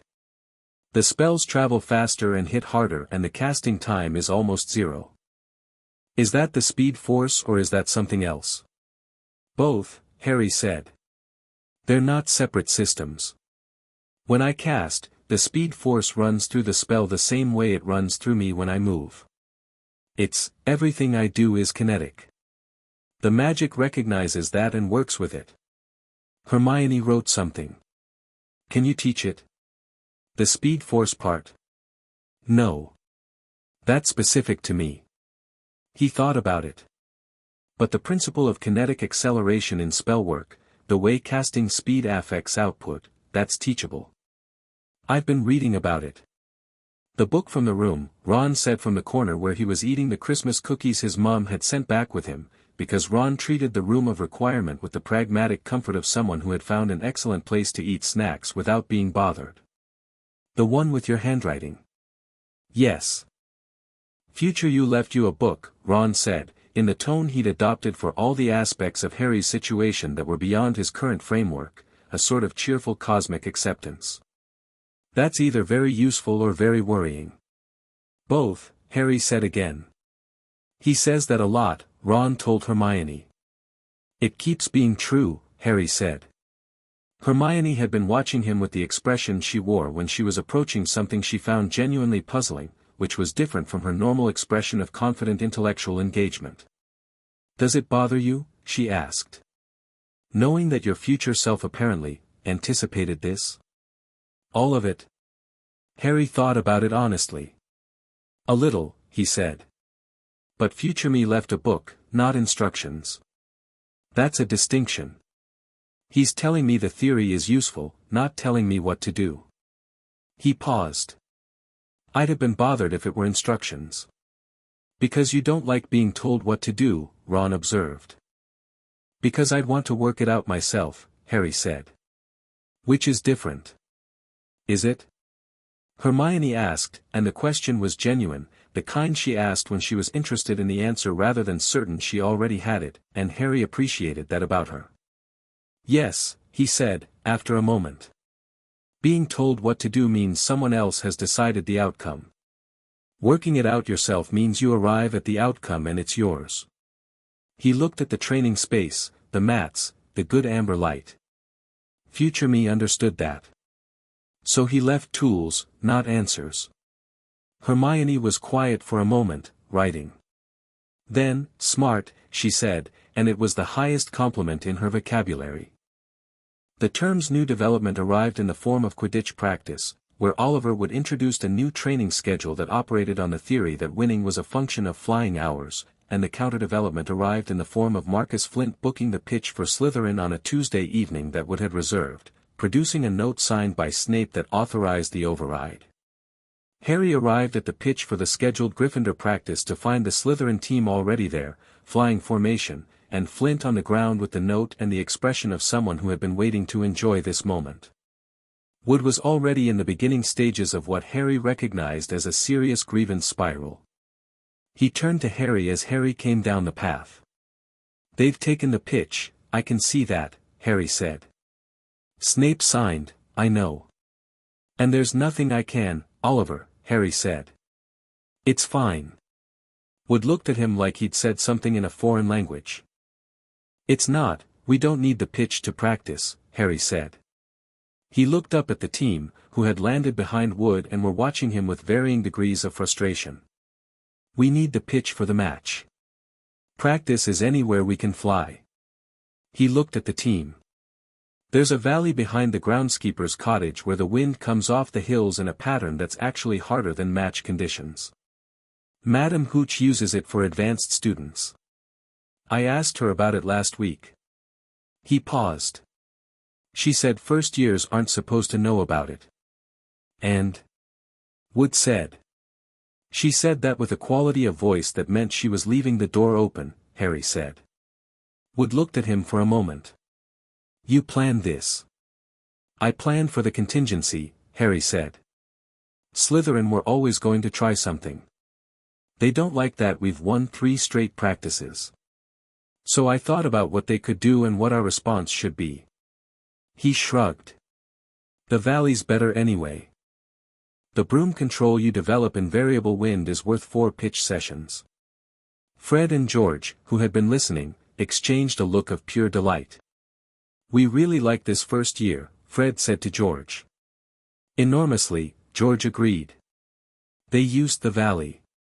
Wood, who had been willing to be convinced, became a convert within 20 minutes of the variable wind pattern engaging and the team having to adapt on the fly. Harry spent the session primarily working on his broom's responsiveness in crosswind, which had been bothering him since the match, a slight overcorrection tendency in the right-hand turn that he'd been compensating for manually and wanted to solve at source. He mentioned it to George after practice. George looked at the broom with the focused interest of someone who had been taking things apart since childhood. "Could be the twig alignment on the right bundle," he said. "Third-generation nimbuses have a manufacturing variance." "Can I look at it?" Harry handed it over. George ran his fingers along the bundle, muttered something, borrowed Harry's wand and ran a diagnostic that Harry made a mental note to learn, and then said, "There," with satisfaction and made a small adjustment. "Try it," George said. Harry flew 3 circuits. The overcorrection was gone. He came back. "Thank you." George waved it off. "Fred and I have been modifying brooms since we were 8. Our mum was furious." He paused. "She was also flying cleaner lines on the kitchen broom within a week, so she came around." Harry laughed. "Does she know?" "She suspects. She's chosen not to investigate."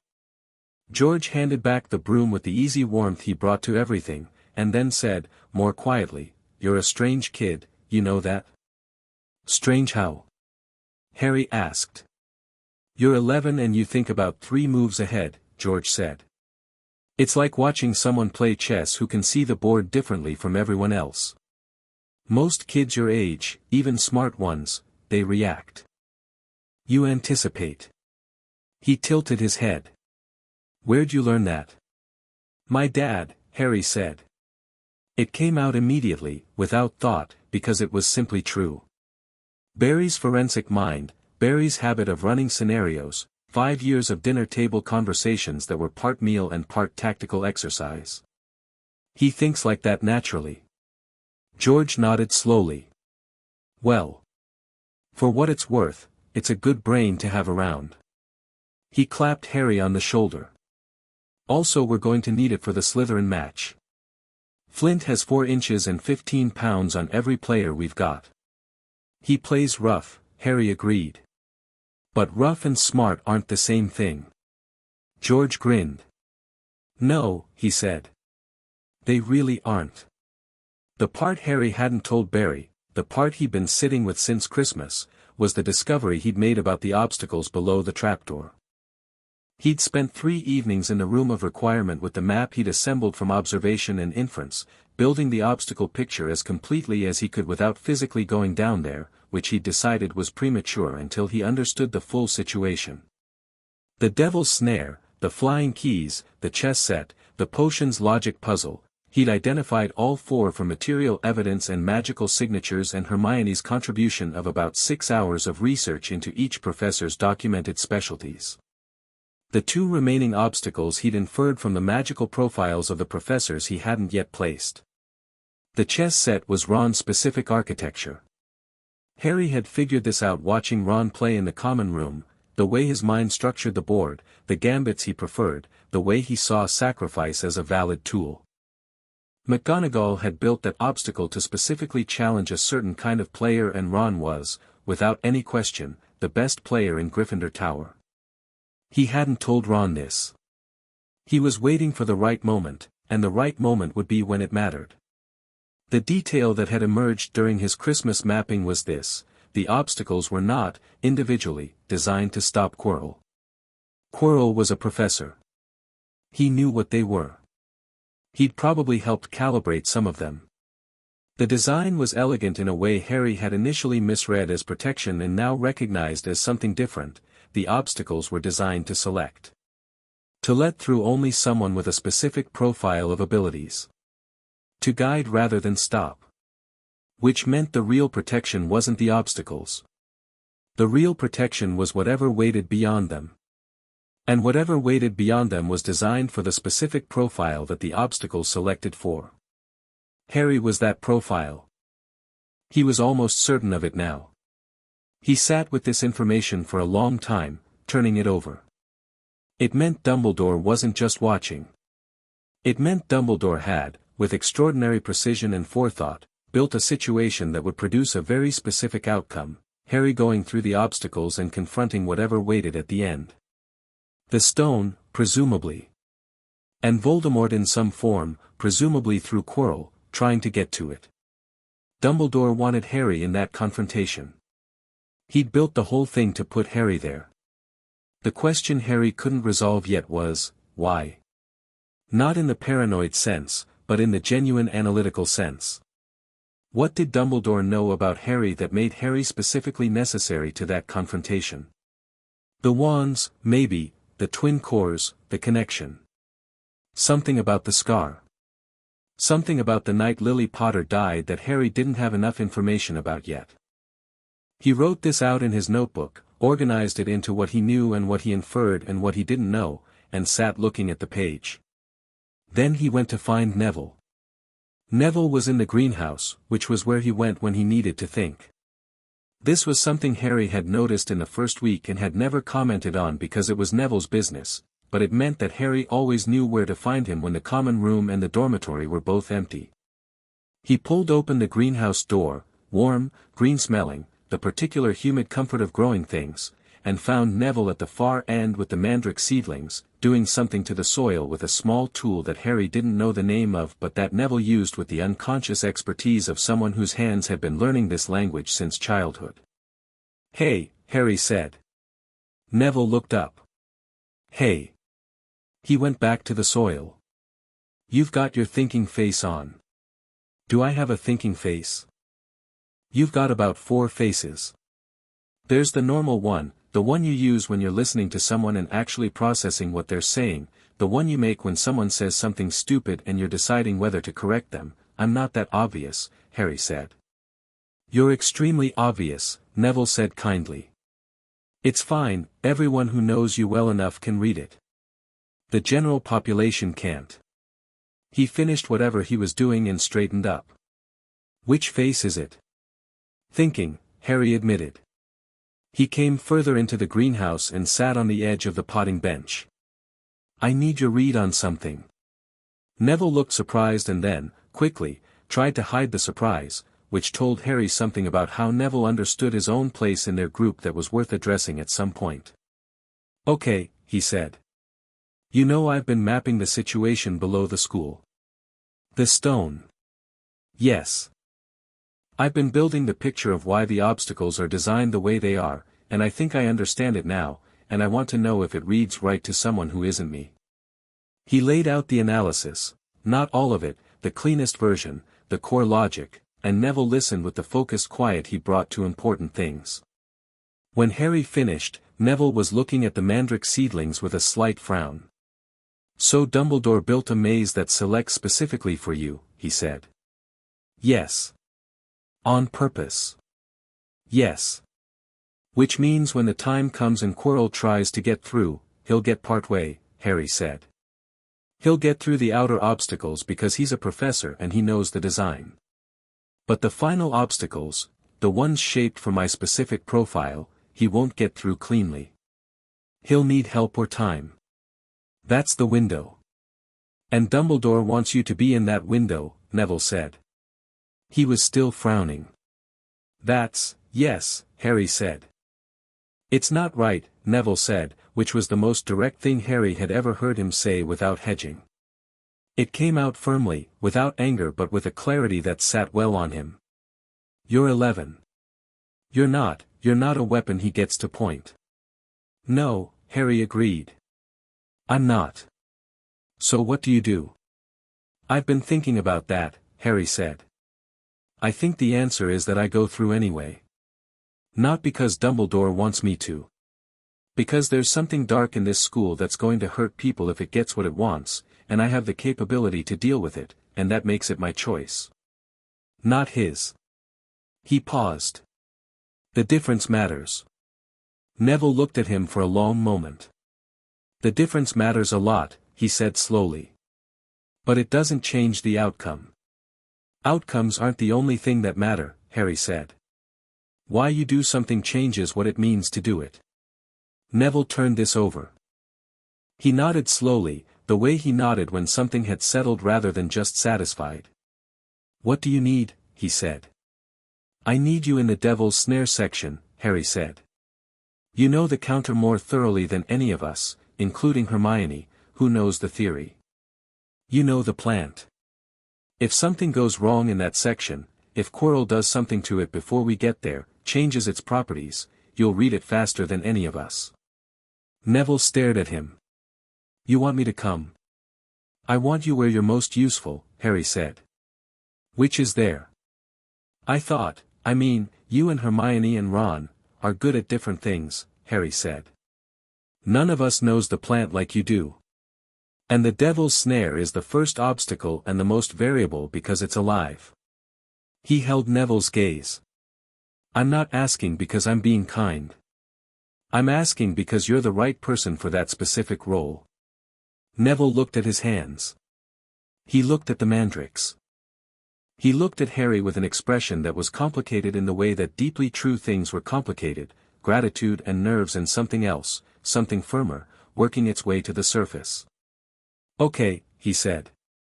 "Yes. Okay. Good," Harry said. "Don't say anything to Ron or Hermione yet. We're not there yet. But when it comes, I'll be there," Neville said. Harry nodded and stood up. He paused at the door. "For what it's worth," he said, "your notes on mandrake developmental stages are significantly better than Professor Sprout's published handbook. You should consider telling her that." Neville turned red. "I couldn't, she'd be pleased," Harry said. "Not threatened. She's the kind of teacher who likes being outthought by students." He pushed open the greenhouse door. "Think about it. Barry came to Hogwarts in March. He didn't announce it specifically as 'I'm coming to check on you,' the letter said 'I'm in London for a consult with Scotland Yard on a case, thought I'd come up on Saturday, is that all right?' Which was Barry's version of 'I need to see you're okay.' Harry wrote back 'Yes, obviously, tell Scotland Yard Cisco's methodology is better' and cleared his Saturday. Barry arrived at Hogsmeade at 11, and they walked the village and then the grounds. The way they walked when there was a lot to say and talking while moving was easier. The March wind off the mountains had teeth but neither of them particularly cared about cold. Harry talked. Barry listened. And when Harry had finished the updated picture, the winter's worth of new information, the room and the book, the Neville conversation, the full theory about Dumbledore's design, Barry walked in silence for a few seconds and then said, "He's going to try to talk to you." "Dumbledore? He's been managing this situation for months. He's watching you navigate it with more accuracy than he anticipated, and he's going to want to know what you know before the endgame. Barry looked at the castle, visible through the trees. He'll frame it as concern. I know, Harry said. It might actually be concern. It doesn't have to be purely manipulative. No, Barry said. But concern and using you aren't mutually exclusive. Also true. Barry pulled his coat tighter against the wind. When it happens, when Quirrell makes his move, you need a way to get word to me that isn't an owl. Owls take hours. I need something faster. The room, Harry said. The room of requirement. I've been working on something. Tell me. There's a theory in the book about using the speed force as a communication medium, Harry said. The way I can feel the current, the pull, the direction sense. It's bidirectional. When you run, I can feel you, if I'm paying attention. We've never tried to use that deliberately. Barry was quiet for a moment. I felt you last November, he said. When you were in the corridor with Quirrell. I was running a training circuit and I felt something. Like a signal. Harry turned to look at him. You didn't tell me that. I didn't know if it was real, Barry said. But now, it was me, Harry said. I was close to the dark presence and I was thinking about you. About whether to be concerned. He paused. The speed force carried it. Barry looked at him with the expression he had when something clicked into place. So if you're in trouble, I think for you, Harry said. Specifically. Not a distress signal, just Barry. And the force carries it. And I'll feel it. I'll practice it, Harry said. I've been running it in the room but I haven't tested it at real distance yet. He looked at his dad. Can you run a circuit tonight? After dinner, say 7, somewhere fast and open. I'll run the Thames, Barry said. Good. I'll try to reach you from the room. If it works, you'll know it, it'll feel like me. You have a feeling, Barry said, amused. How do I know what you feel like? You've known since I was 5, Harry said. You'll know. Barry smiled. It was the real smile, the one that meant something. Yeah, he said. Okay. They walked back toward the castle, the wind pushing them slightly from behind like encouragement, and Hagrid waved at them enormously from the direction of his cottage and Barry waved back with the easy warmth he had for everyone, and Harry watched his dad wave at Hagrid and felt the thing he sometimes felt, the specific, uncomplicated gratitude of someone who knows exactly how good they have it. At the castle doors, Barry stopped. Harry turned. Dumbledore, Barry said. Not a question. Harry looked up at the great doors. He's in his office, he said. He could feel the ward, the old monitoring one, registering Barry's presence with interest. He knows you're here. Should we go say hello? Harry thought about it. Thought about what Barry had said, he'll frame it as concern, and thought about the design of the obstacles, the chess set shaped for Ron, the potions puzzle with Snape's intellectual fingerprints on it, the whole elegant architecture of a plan built around an 11-year-old. Yes, he said. Actually, yes. Let's do that. Barry raised an eyebrow. Change of plan. I've been reactive, Harry said. Mapping, analyzing, waiting. That's correct when you need information. But I have the information now, and the longer I leave him to his model of me, the more his planning is based on a version of me that isn't accurate. He looked at the doors. Let's go correct his model. Barry looked at his son for a moment. You want to walk in there and show him who you actually are. I want to have a conversation, Harry said. Where I say true things and he hears them. That's the same thing. Yes, Harry said. They went in. Dumbledore's office was at the top of a moving spiral staircase behind a stone gargoyle that responded to acid pops, which Harry had learned from a fifth year who'd been to detention there and been so flustered by the experience that she told the whole house the password without realizing it. The office itself was warm, Harry thought, stepping in. Not a performance of warmth but something genuine, books everywhere, instruments making small purposeful sounds on every surface, portraits of former headmasters sleeping or watching with quiet interest, a magnificent bird that Harry recognized as a phoenix on its perch. Dumbledore was standing at his desk, and he looked at them both, and his expression did something real for a half-second, something that wasn't quite surprise but was its cousin, before the warm, composed version assembled. "Harry," he said. "And Mr. Allen. What a pleasant surprise." "Is it a surprise?" Harry said, sitting down in one of the chairs in front of the desk without being invited, because the invitation was clearly forthcoming and waiting for it seemed ceremonial in a way that didn't interest him. "You have a ward on the main door that registers magical signatures. You've known we were in the grounds for 2 hours." A slight pause. Dumbledore sat down behind his desk. His blue eyes, brilliant, alert, doing their own deep scan, moved between Harry and Barry with the deliberate ease of a man who was very good at receiving unexpected information without showing it. "I have, yes," he said. He looked at Barry. "You must be a remarkable man, to have raised someone like Harry." "He raised himself, mostly," Barry said. "I just provided the books and the running tracks.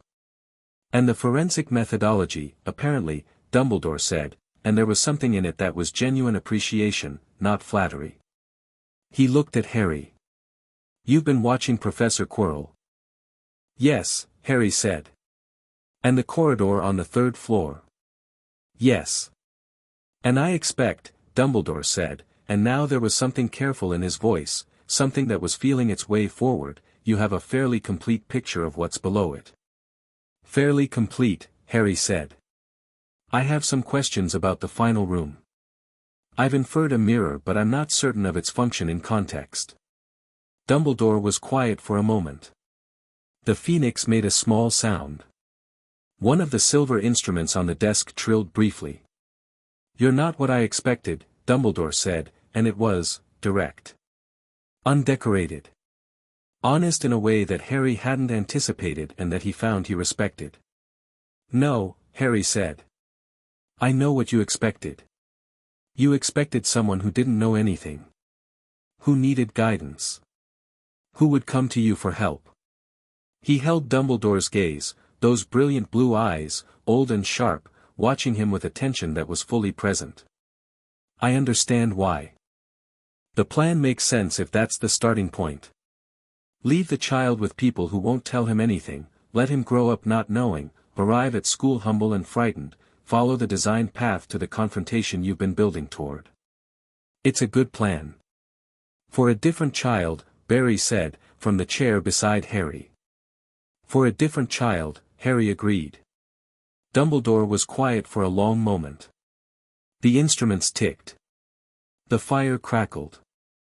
A portrait near the window, an old wizard with a long silver chain, had woken up and was watching them with interested attention. "What would you have me do?" Dumbledore asked, and there was nothing defensive in it. It was a genuine question from a man who was recalibrating in real time. "Tell me the truth about the night my parents died," Harry said. "Not the version that's useful to your plan. The actual version. What happened, what Voldemort did, what my mother did, why I survived." He paused.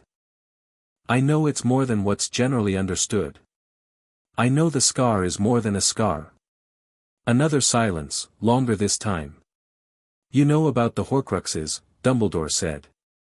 It wasn't a question this time. Barry went very still beside Harry. "I know the word," Harry said carefully. "I've read everything accessible. I haven't been able to confirm the specific application." He held Dumbledore's gaze. "Is the specific application what I think it is?" Dumbledore looked at him for a long time. There was something in the old man's face that Harry couldn't fully read, grief, maybe, or something older than grief, the particular weight of someone who has been carrying a very specific piece of terrible knowledge and has just met the other person who needs to carry it with them. "Harry," Dumbledore said. "What I'm about to tell you, tell me straight," Harry said. "Not gently. Not with softening. Just tell me what's true. Barry reached over and put his hand on Harry's arm, briefly, just present. Dumbledore watched this and something shifted in his expression, something that looked, Harry thought, very much like recognition. Of what he'd gotten wrong. Of what he'd underestimated. Dumbledore told him. It took 40 minutes. By the end Harry was sitting very still, which was what he did instead of moving fast when something needed processing, the opposite of his default, the internal version of the speed force pulling to a point rather than expanding outward. A Horcrux. In his scar. In him, a fragment of Voldemort's divided soul, lodged in the place where the killing curse had rebounded, accidentally preserved by Lily Potter's sacrificial magic. That was why Voldemort couldn't touch him without burning. That was why the wands connected. That was, Barry hadn't moved. His hand was still on Harry's arm, steady and warm. You've known since, Harry said. Since your second year here, Dumbledore said. Though I suspected from the first. You planned to, Harry stopped. Started again. The plan. The long plan. The one that ends with me, there is a path, Dumbledore said, and his voice was, not cold, not comfortable, something that was honest in the way things are honest when the speaker has given up on softening them. That leads through you. And I have been, a pause, I have been treating that path as fixed for a long time. As the only path. He looked at Harry. You are asking me whether I might be wrong about that. I am, Harry said. And the answer, Dumbledore said, is that I do not know. Harry sat with that. Then he looked up. Good, he said. Dumbledore blinked. It was the most visibly surprised Harry had seen him. Good. Barry said, slightly carefully. Good that he doesn't know, Harry said. Certainty was the problem. He had a plan built on certainty and I'm a different variable from the one he planned around, which means the plan is wrong, which means the certainty was always wrong. He looked at Dumbledore directly. I'm not going to tell you I'll be fine. I don't know that. But I'm telling you that I'll find a different path if this one ends where you think it ends, because it always ends differently when the person walking it has a choice. He paused. All I need from you is honesty. When I ask, you tell me what's true. Can you do that? Dumbledore looked at him for a long moment. Outside the window the March sky was going golden toward evening, the mountains dark against it, the first stars thinking about appearing. Yes, Dumbledore said. I believe I can. Good, Harry said. He stood up. Barry stood beside him. Thank you for the truth. We'll let you know what we find below the trapdoor. Dumbledore made a small sound. You intend to go down. Obviously, Harry said. When the time is right. He turned for the door. Quirrell's the one who should be frightened, not me. And I want him to know that before he makes his move. He glanced back at Dumbledore. The ward you have on me, the monitoring one. You can take it down. I'll come to you when I have information worth sharing. Dumbledore looked at him for a long time. Then, with a small inclination of his head, very well. They went back down the moving staircase, through the castle, and out into the March evening, and Barry walked beside Harry in silence until they were far enough from the main doors to speak privately. The Horcrux, Barry said quietly. I know, Harry said. You didn't react. I reacted, Harry said. I was just doing it internally. He looked at the sky. The first star had appeared, cold and precise. It doesn't change anything for right now. It's a problem for later. Not tonight, not this year. Right now there's a man with something dark in his turban who's trying to get a stone that gives immortality, and that's the problem in front of me. Barry was quiet for a moment. You can let it affect you, you know, he said. It's okay if it will, Harry said. Later. Right now I'm filing it where things go when I'm not ready for them yet. He looked at his dad. I've got your method. Barry blinked. My method? You run when you can't process something, Harry said. You go fast and the speed helps you think. I do the same thing. I just do it internally. He paused. It works for you. Barry looked at him. Something in his face moved, that tectonic thing, slow and fundamental. Yeah, he said quietly. It works. They ran back to the village together through the March dark, and Harry ran at full speed for the first time since arriving at Hogwarts, genuinely full, the speed force opening up around him like a second sky, golden and warm and vast. And Barry ran beside him at that same full capacity, and for a quarter mile the two of them crossed the Scottish hillside at impossible speed, and Harry felt the processing begin and the Horcrux information settle into its place and the clarity return.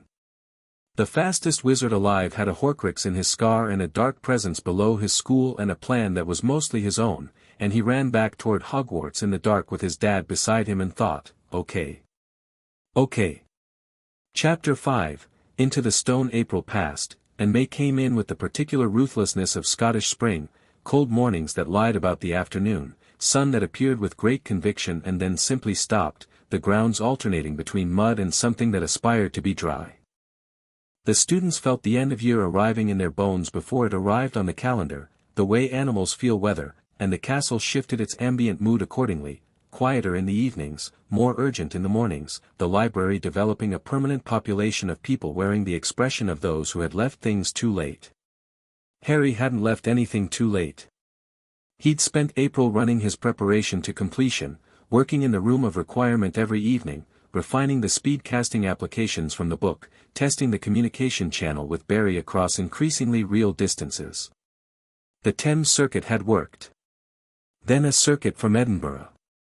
Then, on a clear Tuesday night in late April, Barry had run from Central City to just outside Hogsmeade, a transatlantic crossing that he'd done before but not for this purpose, and Harry had been in the room at midnight and had reached out deliberately through the speed force current, thinking Barry, specifically, with the focused intent of someone placing a call, and felt the answering warmth immediately, the recognition. And then Barry had appeared at the Hogsmeade end within 4 minutes.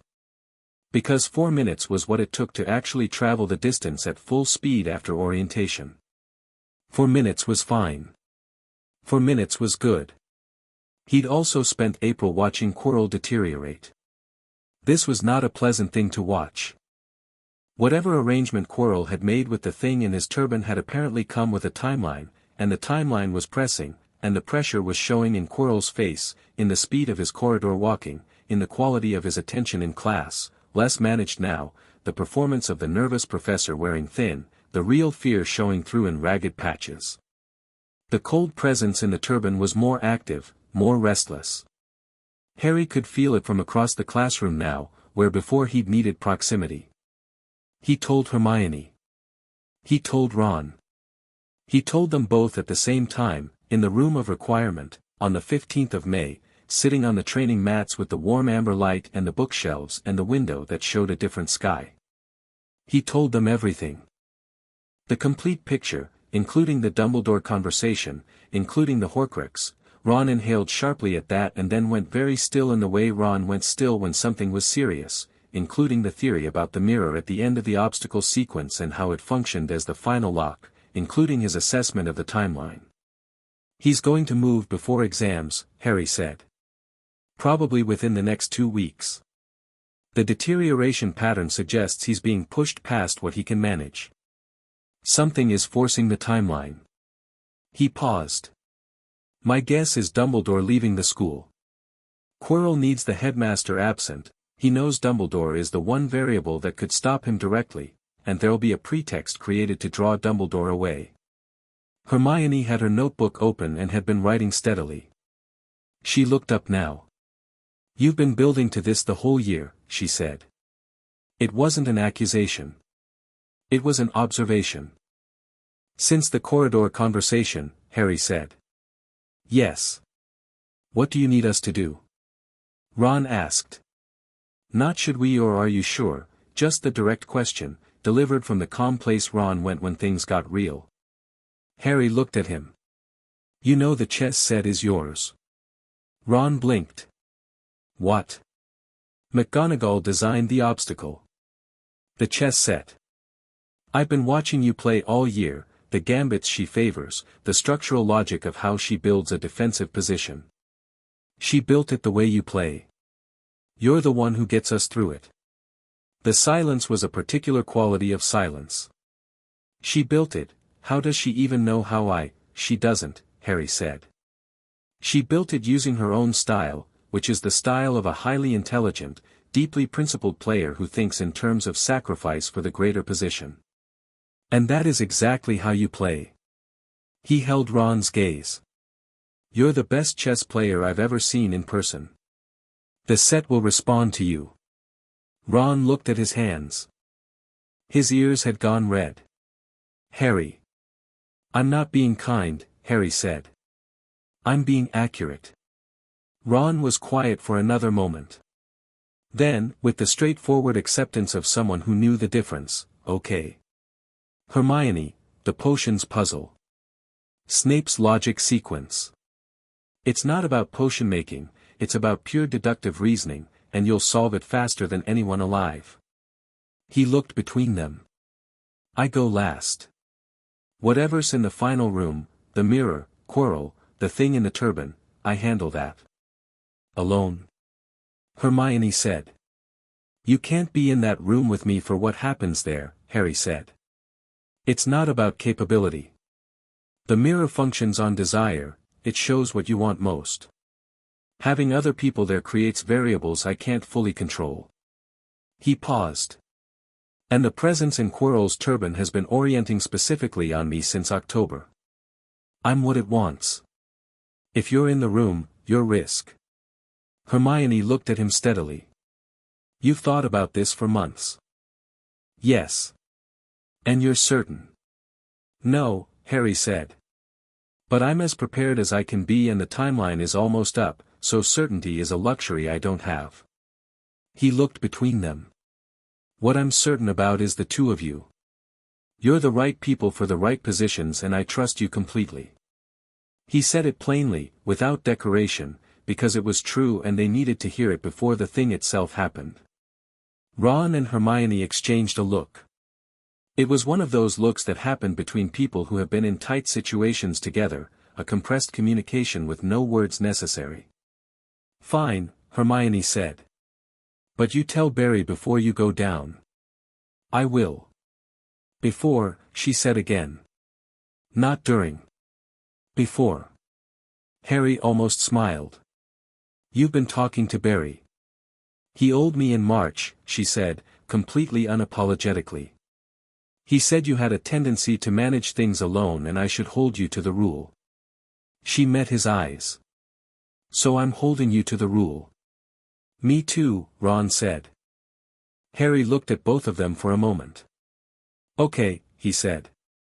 Deal. Dumbledore left on the 17th of May.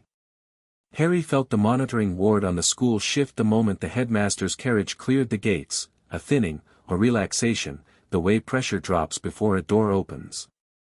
He was in herbology at the time, working beside Neville in the warm green density of the greenhouse, and he paused with his trowel in the soil and felt the change and looked at Neville. Neville looked back at him. Now, he said quietly. Not yet, Harry said. Tonight. He sent the Speed Force signal to Barry at dinner. Not the emergency signal, not the pure sharp-focused Barry of the distress call, but the longer, more deliberate version he practiced, the one that carried more information, that said it's starting tonight, be ready.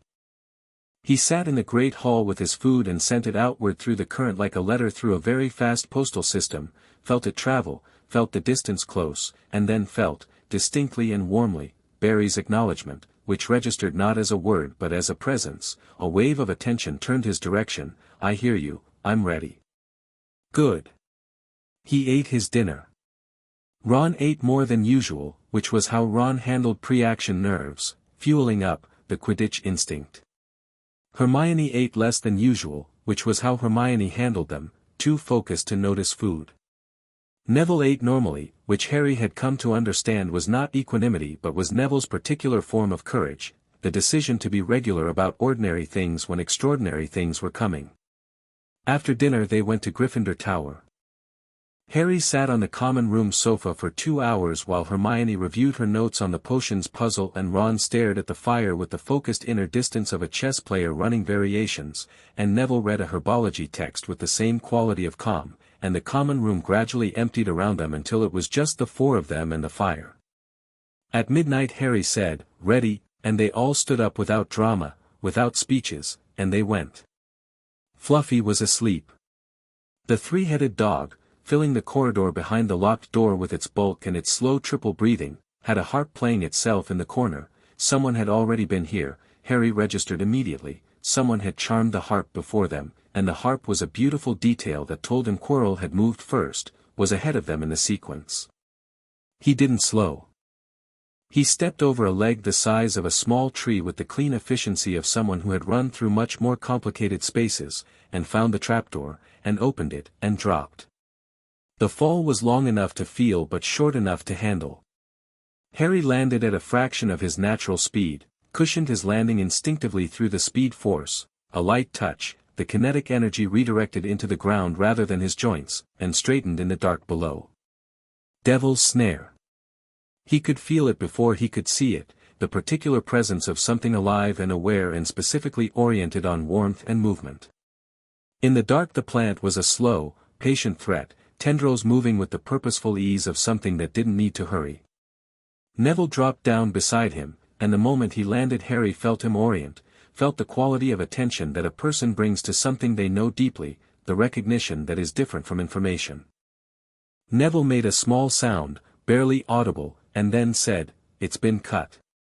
Someone cut the primary vine to weaken the whole structure.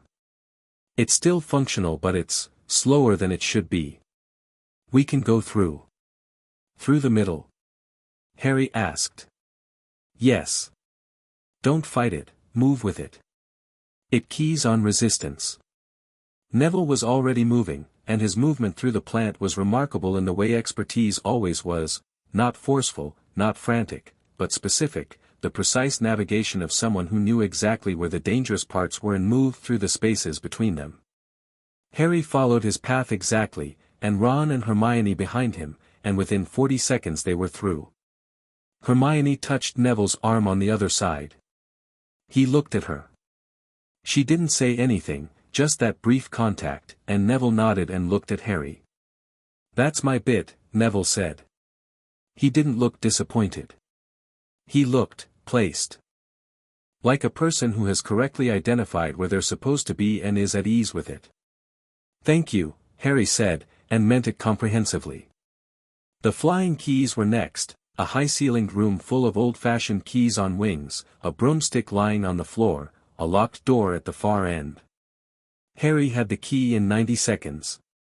He could have done it in 10 but he did it in 90 because he was thinking ahead, not showing off, and the extra 80 seconds he used to examine the lock and the door and the magical signature on the room and confirm that Quirrell's signature was here, recent, moving. He was ahead of them by perhaps 20 minutes, which was enough of a head start that the timeline was real and the pace needed to hold. Through the door. The chess room was immense. And cold. And completely silent except for the faint sound of stone pieces shifting weight, the unconscious movement of pieces that were not at rest, a controlled board, waiting. Ron walked to the edge of the board and looked at it for a long moment. Harry watched him and saw the transformation happen. The nerves didn't disappear but they relocated, moved from the front of the face to somewhere behind the eyes, which was where they belonged, where they became information rather than noise. Ron turned and looked at Harry. "White always moves first," he said. His voice had changed. Not louder or more confident, more precise. The Quidditch voice, the one for when something real was happening. "I need you on the bishop."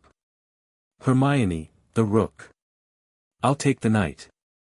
"Ron," Hermione started. "I know what I'm doing," Ron said, without aggression, just accuracy, and he walked to his position and the piece stepped aside, and they began.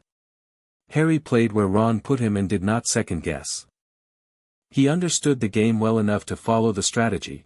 Ron was playing a Sicilian-derived attack adapted for the board's specific piece arrangement, trading position for tempo, building toward an endgame where the center was controlled and the queen was sacrificed.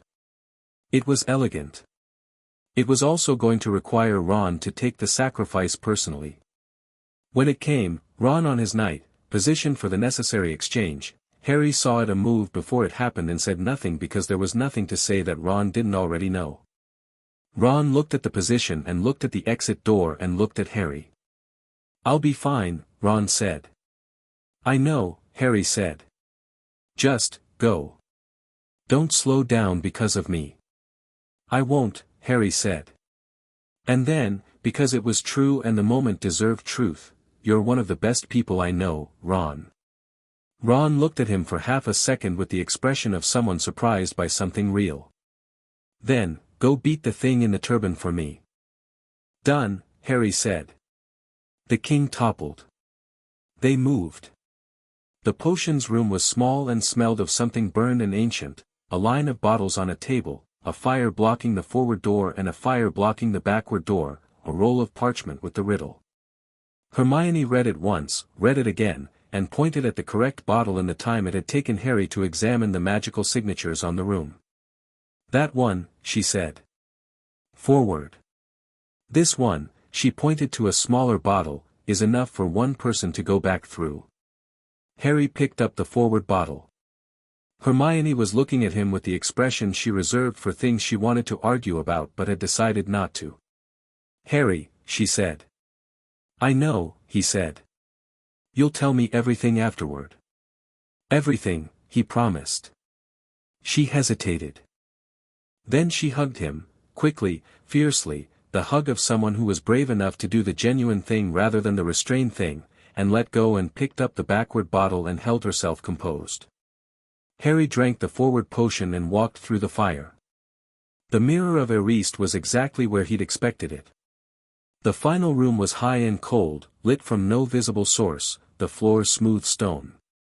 The mirror stood against the far wall with its ornate frame and its inscription, and in front of the mirror, with his back to Harry and his hand on the mirror's frame, was Quirrell. Quirrell turned around. Harry had seen deterioration in stages all year, but seeing it close, the dark circles, the quality of the skin, the eyes that had given up the pretense of the stammer's performance entirely, was still striking. This was a man being consumed. Not quickly, not mercifully, just steadily, the way a candle is consumed, from the outside in. "You," Quirrell said. His voice was very different here, in the final room with no one watching. Clear. Tired. Not exactly his own and not exactly not. "Yes," Harry said. He walked into the room without hurrying and stood in the middle of the floor, equidistant from the mirror and the door, because position mattered and this was a good position. "You haven't gotten what you need from it yet." Quirrell looked at the mirror. "The stone is in there," he said. "But I can't," his hands went briefly to his turban, the old gesture, the guarding gesture, before dropping. "I can see myself presenting the stone to my master. I can see the gift of it. But it doesn't come. Because the mirror doesn't give the stone to people who want to use it," Harry said. He'd worked this out in December from a combination of the book Flamel had written, which was not supposed to exist outside of Flamel's personal library but which had appeared on the room's shelf, and Dumbledore's description of how it functioned. "It gives it to people who want to find it but not use it." He paused. "You can't fake that." Quirrell looked at him with eyes that were genuinely tired. "You've known about all of this." "Since October," Harry said. "Since the corridor." "And you waited." Not accusing, trying to understand. "I was building the picture," Harry said.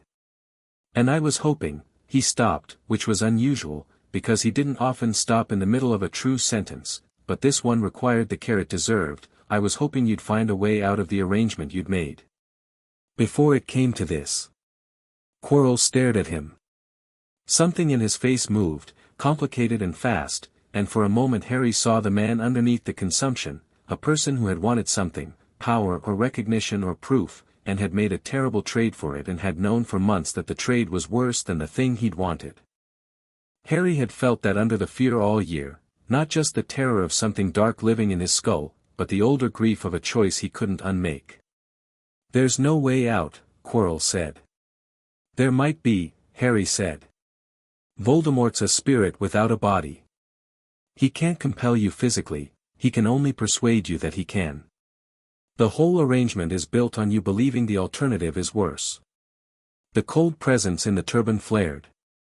Harry felt it hit the room like a change in temperature, real, sharp, directional. The fire in the doorway behind him roared momentarily. Quirrell's body stiffened, and when he spoke again it was with the overlay quality that Harry had felt in the corridor, two voices occupying the same channel. "Enough," Quirrell said. And then, deeper, colder, not quite through the voice but around it, "The boy. Turn around. Let me see the boy." Harry stood still. Quirrell's hands went to his turban. Began unwrapping it. Harry watched without moving, without the fear that the situation was designed to produce, because the speed force was present around him the way it always was when he was ready, that golden warmth, that vast current, waiting with the patience of something that didn't measure time. The turban came off. The face on the back of Quirrell's head was wrong, in the way that things are wrong when they've gone past their designed limits. Gaunt, gray-white, with red eyes that had the quality of things that had spent time in places where physical law was different, and a hunger in them that was old enough to be architectural, built into the structure of the face rather than expressed by it. "Harry Potter," the face said. Not Quirrell's voice at all. Something older and colder and far more itself. "We meet at last." "Sort of," Harry said. A pause. The red eyes did something, not blinked, just recalibrated. "You should be afraid." "So I keep hearing," Harry said. He held the red gaze with the same equanimity he held everything, because he'd thought about this moment since October, and he'd decided what he believed, and what he believed was simple: a soul fragment in a dying man's skull was not the most dangerous thing Harry was ever going to face, and he should treat it like what it was rather than what it wanted him to believe it was. "You're a soul without a body, inhabiting a man you're consuming, trying to get a physical artifact to fix your physical problem. I understand the goal. It's not complicated." "You understand nothing," the face said. "I understand what you are," Harry said. "I understand what you did to my parents. I understand that you've spent 10 years as less than a ghost and that the desperation in this plan, the turban, the professor, the whole sequence, is real, and that real desperation is a different thing from real power." He paused. "Barry's shown me a lot of powerful people. The truly powerful ones don't need everyone to be afraid of them." The cold pressure expanded. Quirrell's body moved toward Harry, and Harry let him come, tracking the distance, the speed, the angle, because he had 4 moves ready and the right one depended on the approach. "Give me the stone," the face said. "You have it. The mirror gave it to you, I can see it, you walked in here and the mirror recognized your intention and, yes," Harry said. Quirrell stopped. "What?" Harry reached into his pocket and showed the stone, small, blood red, sitting in his palm with the weight of something that had been alive for hundreds of years and knew it. He'd gone to the mirror when he entered the room, before Quirrell turned around, and looked at it, and thought clearly and simply about his parents and Barry and his friends and what he wanted from his life, which was not the stone and not immortality and not power over anything that wasn't already his to steward, and the stone had appeared in his pocket with the quiet logic of a thing that had found the right hand. The red eyes fixed on the stone with a hunger that was physical even in a face without a body. "Give it to me." "No," Harry said pleasantly. "I'm going to give it to Dumbledore." "You'll die," the face said. "I'll take it from your corpse." "You won't," Harry said. "Because I'm not going to touch you. I don't want to hurt Quirrell, he's being consumed and he doesn't deserve worse, but you can't touch me either. You've known that since the corridor. Mum's protection is still active, whatever form I carry it in, and a direct attempt to possess me or harm me through direct contact will." Quirrell lunged. Harry stepped sideways.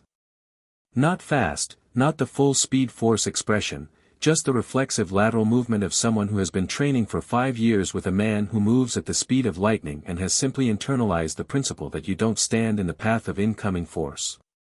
He let Quirrell's momentum carry past him, turned, and placed his hand against Quirrell's back, flat-palmed, through the fabric, not skin, and pushed through the speed force. Not a strike. Not a spell. The speed force current, channeled precisely, the way he'd been learning from the book, the way kinetic energy moves through a medium and what happens when you redirect it rather than stop it. Quirrell's body hit the floor and lay still. The cold presence, and Harry felt this with complete clarity, screamed. Not Quirrell's voice. The thing in the turban, the thing that had been a Dark Lord and had unmade itself through horrors and was now a soul splinter desperate for physical form, it screamed, and the sound was internal rather than auditory, the sound of something being dislodged from the host it had occupied, and it rose from Quirrell's body like vapor from something too hot, and Harry watched it and felt it reach for him and pushed the speed force outward in a steady, unflinching wall. The presence hit the wall and could not pass. It pulled back. It pushed again. Harry stood in the middle of the room and held the wall and thought clearly, no fear, no anger, no triumph, just the clear operational attention of someone doing a job, and felt the presence straining and felt it weaken, because it had been weakening all year, had been consuming Quirrell rather than being sustained by him, had been spending itself in this dead-end plan, and it had nothing left. After what might have been 30 seconds or 3 minutes, time was different when the speed force was fully engaged, the presence thinned. Dispersed. Went from a concentrated cold to a diffuse one to a memory of a chill and then to nothing at all. Harry looked at Quirrell on the floor. The man was breathing. Shallow and slow, but present. He crouched down, checked his pulse, found it steady if weak. Quirrell would need help, immediate, comprehensive, magical medical help that Harry was not equipped to provide in a dungeon, and the timeline for that was now. He thought Barry. Specifically, forcefully, every detail of the current moment compressed into the signal, the location, the situation, Quirrell on the floor, the stone in his pocket, the cold gone, come now, come fast, bring Dumbledore. The acknowledgement came back in less than a second. Then he stood up and looked at the mirror. His own face looked back at him. Not the heart's desire version, just his reflection, clear and ordinary, the mirror functioning as a mirror should now that the stone was no longer in it. Green eyes, dark hair, the scar. He looked at himself for a moment. The boy in the mirror looked back with the same expression, composed, present, not particularly dramatic about what had just happened. Okay, Harry told his reflection. Then he sat down on the floor beside Quirrell, put the stone back in his pocket, and waited. Dumbledore arrived in 4 minutes. He came through the fire door with the assurance of someone who had known where this room was since before Harry was born and found Harry sitting cross-legged on the floor beside an unconscious Quirrell with the expression of someone who had finished his homework and was waiting for the next assignment. The old wizard surveyed the room. The mirror. Quirrell. Harry. The stone that Harry produced from his pocket and held up toward him without being asked. The presence is gone, Harry said. Dispersed, not destroyed, I don't think. Dispersed and very weak. He'll need a different host and a different strategy before he becomes a relevant problem again. He paused. Quirrell needs the hospital wing. He's been consumed down to almost nothing and the process stopped midway, which is, I don't know what that does medically for a person. Madame Pomfrey will know better than I do. Dumbledore took the stone. He looked at it in his palm with the expression of a man looking at a thing he had been responsible for a long time and was deciding what to do about. The stone will be destroyed, he said. Good, Harry said. Nicholas Flamel is 600 years old. He and his wife have had enough time. And a stone that can be taken is a stone that creates this, he gestured at the room, at Quirrell, eventually. Better destroyed. Dumbledore looked at him. You're not injured. No. Quirrell made contact. I used the speed force to redirect his momentum, Harry said. He hit the floor. He didn't touch skin to skin, I was careful about that. If the protection my mother left is still active, direct contact would have. He looked at Quirrell. I didn't want to test it on someone who was already being consumed. Dumbledore was quiet for a moment. He looked at Harry with those brilliant blue eyes, and Harry looked back, and it was a different look from October, from the Great Hall, from the corridor where Harry had read the monitoring ward. It was the look of someone seeing what is actually there, rather than what they expected to find.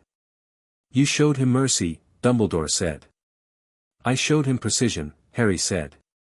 Mercy is a different thing. Mercy is for after, for whatever happens with Quirrell going forward, whether that's recovery or, whatever the medical situation produces. He stood up from the floor, brushing stone dust off his trousers. Precision was just the right tool for the moment. Dumbledore was still looking at him. Harry, he said, and his voice had changed, not the headmaster voice, not the strategic voice, something older and more genuine. I owe you an apology. Yes, Harry said. But not right now. Right now Professor Quirrell needs the hospital wing, and you have a stone to deal with, and Barry is probably arriving at Hogsmeade in the next couple of minutes. He picked up his wand from where he'd set it down when he sat. We can have the apology conversation when everything medical and administrative is handled. I'll be in the hospital wing. He walked toward the fire door and stopped. Turned back. Dumbledore, he said. The old man looked at him. The path you identified, Harry said. The one through me.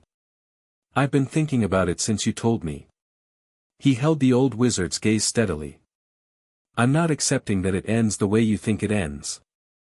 I'm telling you so you stop building plans around that outcome. Build plans around different outcomes. I'll be working on them too. A pause. I have good people helping me. Dumbledore was quiet for a long moment. The mirror behind him showed his reflection, just his reflection, the old man standing in the final room with something complicated on his face. I will, Dumbledore said. Harry nodded. He went through the fire. The hospital wing at 2 a.m. was a different environment from its daytime self, quieter, the usual institutional bustle replaced by the deep attentiveness of a space designed for the vulnerable. Madame Pomfrey received Quirrell without flinching, which spoke highly of her, and began her assessment with the focused efficiency of someone who had been handling wizarding medical emergencies for 30 years and was not going to be the one who panicked. Harry sat in the chair beside the nearest bed and told her what he knew, the duration of occupation, the consumption process, the midpoint interruption, the absence of direct contact, and she listened and asked 3 specific questions and then told him to sit down and not move and not help and not comment on her methodology. I wasn't going to, Harry said. She looked at him over her glasses with the expression of a woman who had heard this before. All students who have just done something dramatic believe they weren't going to, she said. Then they offer opinions on medical procedures. I have no opinions on medical procedures, Harry said. I have opinions on speed, logic puzzles, and magical theory. Medical is all yours. Pomfrey made a sound that was almost approval and went back to Quirrell.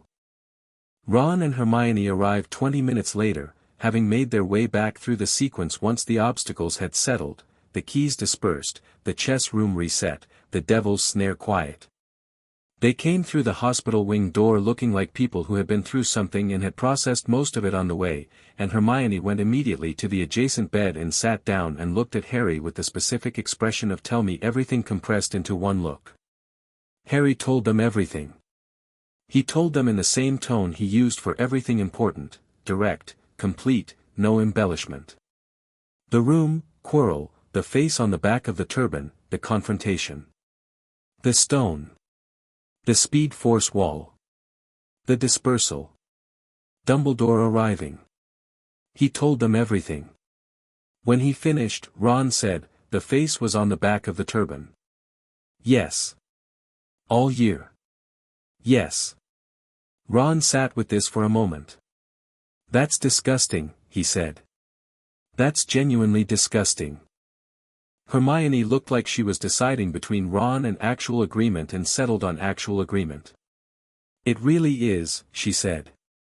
Medically, practically, all year, Ron said again, with deep feeling. Harry leaned back in the chair. He was tired, he realized, not physically, the speed force handled physical fatigue, but the other kind, the kind that came from sustained high-attention states over an extended period. He'd been running at full operational alertness since May started, and the release of the night's events had created a corresponding drop. He let himself feel it. "Barry's coming," he said. He acknowledged the signal, "He'll be here." The hospital wing door opened and Barry walked in. He wasn't in the suit. He'd been in Central City when the signal arrived. Harry had felt the distance, and had run transatlantic in 4 minutes and 20 seconds in his civvies, which meant his jacket was slightly windswept and he had the particular quality of someone who had run very fast through several time zones. He stopped in the doorway and looked at Harry. Harry looked at him. Neither of them said anything for a moment. Barry crossed the room in 3 steps and sat on the edge of the bed beside Harry's chair and put his hand on Harry's shoulder, just that, just a hand, the same steady warmth as always, and Harry felt the last of the operational tension release all the way down. "Hey," Barry said. "Hey," Harry said. "You okay?" "Yes." "Quarrel?" "Madame Pomfrey's working on it." "Voldemort?" "Dispersed." "Very weak." "Not a current threat." Harry looked at him. "It went the way I thought it would go." Barry looked at him steadily. "You reached me fast," he said. The signal was clear. "I've been practicing," Harry said. Barry made a brief sound, not quite a laugh, not quite a sigh, something in between, and looked at Ron and Hermione, who were watching him with the expressions of people who were aware they were seeing something private and were choosing to be present for it anyway. "Thank you," Barry said to both of them, simple and direct. "For going with him." "He didn't give us much choice," Ron said. "He gave us the choice," Hermione corrected. "We made it ourselves." Barry looked at her for a moment. "You're going to be extraordinary," he said. Hermione blinked. She looked like she'd been handed something unexpected and was deciding how to carry it. "Thank you," she said, with the care of someone who didn't accept compliments casually. Madame Pomfrey appeared from behind the curtain around Quirrell's bed. She looked at Barry. "You are Barry Allen, Harry's father." She assessed him briefly. "Your son appears to be physically uninjured. He is, however, operating on the kind of exhaustion that presents as fine in children who have a high functional threshold. He needs sleep." "I'm right here," Harry said. "I'm aware," Pomfrey said. "That was for your father." "He should stay here tonight," Barry said. "If that's, I was going to insist on it regardless," Pomfrey said, which settled the matter with the authority of someone who had not asked for input. Barry looked at Harry. "I'll be here in the morning." "You don't have to, I'll be here in the morning," Barry said again, in the tone that wasn't arguing. Harry looked at him for a moment and then nodded once. "Good." Barry stood, looked at Ron and Hermione. "You two should sleep too. The actual bed's kind, not the chair kind." Ron looked at his chair, which he'd been in for 40 minutes and had apparently been finding comfortable. "Right, yes," he said, standing. Hermione gathered her notes. She had been taking notes even in the hospital wing, which Harry found both completely predictable and genuinely reassuring, and stood. She looked at Harry one more time. "You were right," she said. "About everything. The timing, the design, the positions." She paused. "You should know that. Not to be arrogant about it. Just because it's accurate and it matters." "Thank you," Harry said. After they left, Madame Pomfrey assigned Harry a bed with the brisk professionalism of someone performing a service, supplied him with something warm to drink that tasted of honey and something else he couldn't identify and that made his eyes want to close, and pulled the curtains. Harry lay in the hospital wing at 3 a.m. in the dark and quiet and thought, briefly and clearly, about the year. About the corridor and the mirror and the chess room and the fire and the face on the back of the turban and Dumbledore's expression in the final room. About the Horcrux in his scar, which was a problem waiting patiently for its proper time. About the speed force that had reached for him on a cold night in 1985 and had never stopped. About Barry arriving in 4 minutes and 20 seconds from Central City because a signal had traveled the distance between them and the force and he had come. He thought about Lily Potter's eyes, green in an old blurry photograph, and the protection she'd built from something so large and final that no curse could cross it. He thought, okay. He slept. Chapter 6. After the run, the hospital wing in the morning was different from the hospital wing at 3 a.m. in every way that mattered. Sunlight came through the long windows at a low May angle, painting the stone floor in warm parallel stripes. The smell changed from antiseptic solemnity to something more domestic, tea, toast, the particular comfortable warmth of an institution that was actually doing its job. Madame Pomfrey moved between beds with her morning energy, which was considerably more efficient than her night energy and had a quality of mild ambient disapproval that seemed to make patients recover faster purely to escape it. Harry woke up completely, the way he always woke, no gradual transition, no foggy intermediate state, just asleep and then present and oriented. The ceiling of the hospital wing. May light on the floor. Birds outside with strong opinions about the morning. He sat up. Quirrell's bed was behind a curtain at the far end, closed, the quiet of it a different texture from sleep, the careful quiet of medical attention being very deliberate. Harry had been thinking about Quirrell since the room, in the way he thought about things that didn't have clean resolutions yet. The man had made catastrophic choices and had paid for them in a way that was ongoing and terrible, and what happened to him now was genuinely uncertain, and Harry found he cared about the uncertainty in a way that wasn't about justice or consequence but about something simpler, whether a person could come back from being used as a vessel for something dark, and what it took to try. He didn't have answers to that. He filed it with the other things waiting for their proper time. Barry was in the chair beside his bed. Harry looked at him. Barry had his eyes closed but wasn't asleep. Harry could tell by the quality of the stillness, which was the active kind, the kind that meant someone was just letting themselves be quiet for a minute. He was still in the clothes from last night, which meant he'd been here all night and hadn't gone back to wherever he'd arranged to stay, which was exactly what Harry had expected and didn't need to comment on. "Morning," Harry said. Barry opened his eyes immediately. Looked at Harry with the full scan, top to bottom. "Are you okay?" The same one from every morning since Harry was 5 years old. "Morning," he said. "How do you feel?" "Good," Harry said. "Actually good, not fine good." "Yeah. The honey drink Pomfrey gave me was legitimate," Harry said. "I haven't slept that well since Christmas." Barry smiled at that, the real smile, the one that meant something. He sat forward in the chair, elbows on knees, and looked at Harry with the expression he had when he was deciding how to say a thing he'd been thinking about. "Don't," Harry said. Barry blinked. "Don't what?" "Don't do the version where you tell me I did well and then work toward the part where you're going to ask if I'm really okay," Harry said. "I know the structure. Just ask." Barry looked at him for a moment. Then he laughed, a brief, genuine, slightly startled laugh. "Fine," he said. "Are you really okay?" "Yes," Harry said. He thought about it with the honesty he reserved for Barry. "The Horcrux thing is, it's in the filing cabinet.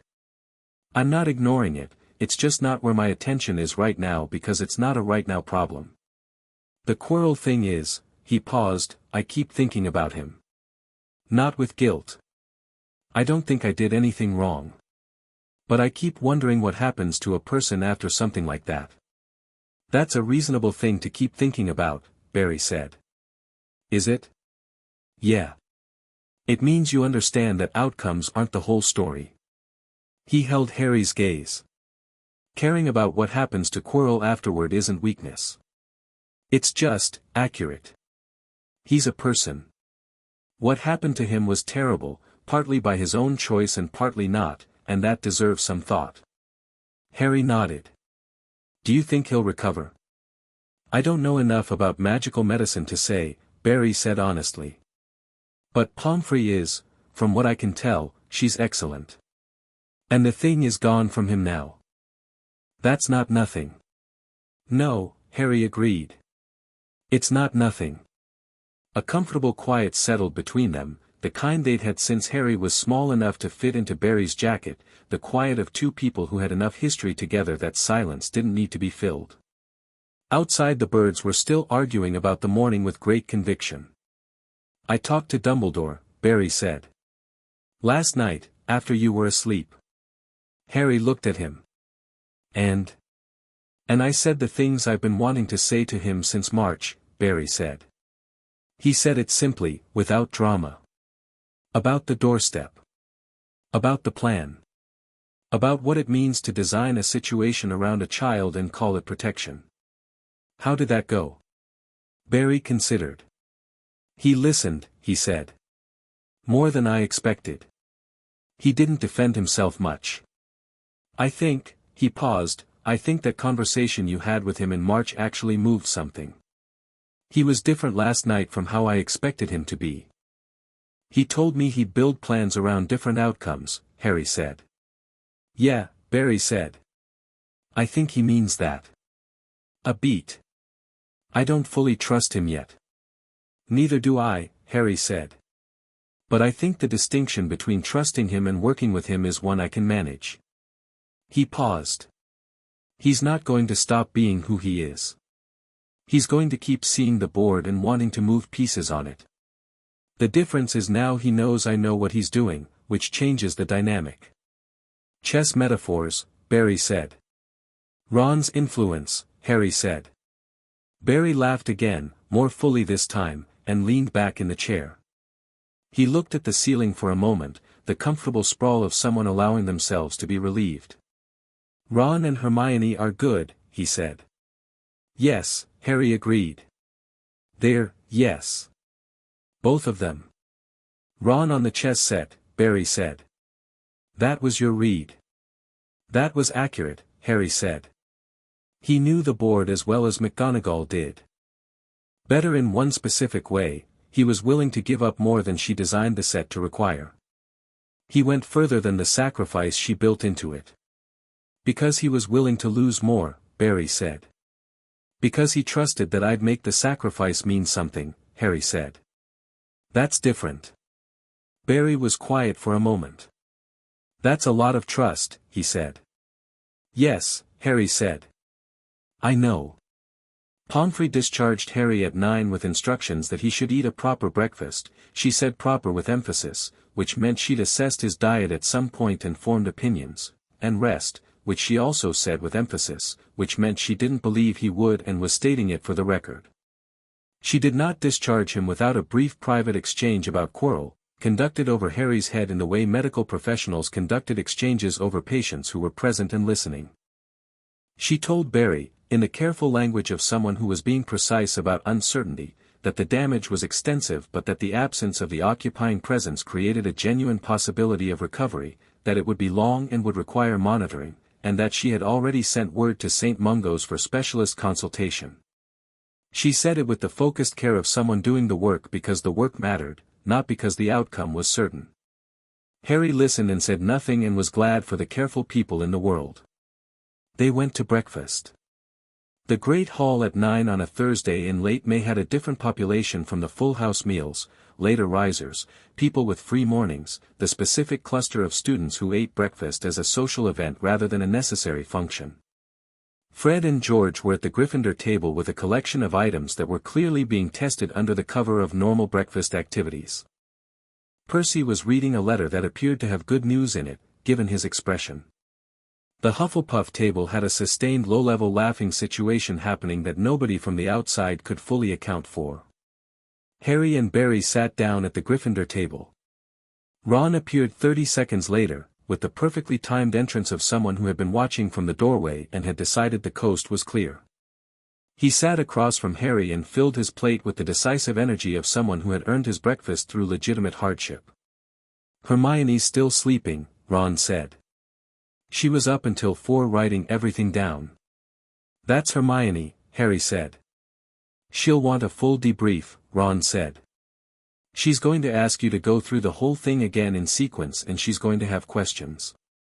I know, Harry said. I'm prepared for that. I'll need you to slow down on the potions room section, Ron said, reaching for toast. She said something about the logical structure of the riddle that she wants to. He paused, became aware of Barry's expression, which was the fond, slightly amused expression of someone watching something delightful happen organically. Oh, Ron said. Sorry. Hi. Barry. I've heard a lot about you. Ron, Barry said. I've heard a lot about you too. Ron appeared to process whether this was good or bad and settled on good. The chess set was brilliant, he said, with the authority of someone who had earned the right to call something brilliant. Whoever designed it, that's a real board. Not a prop. That's a real chess game built into a stone floor and it plays like, he looked at his toast, it plays like it knows you. Every move I made, it adapted. Like playing against someone in your own head. McGonagall built it, Harry said. Ron blinked. McGonagall. Yes. Ron sat with this for a moment. Then, with deep feeling, she is a terrifying woman. Yes, Harry said.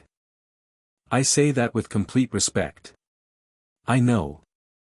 Barry was watching Ron with undisguised warmth. Ron, who had been eating, looked up and caught the expression and seemed unsure what to do with it.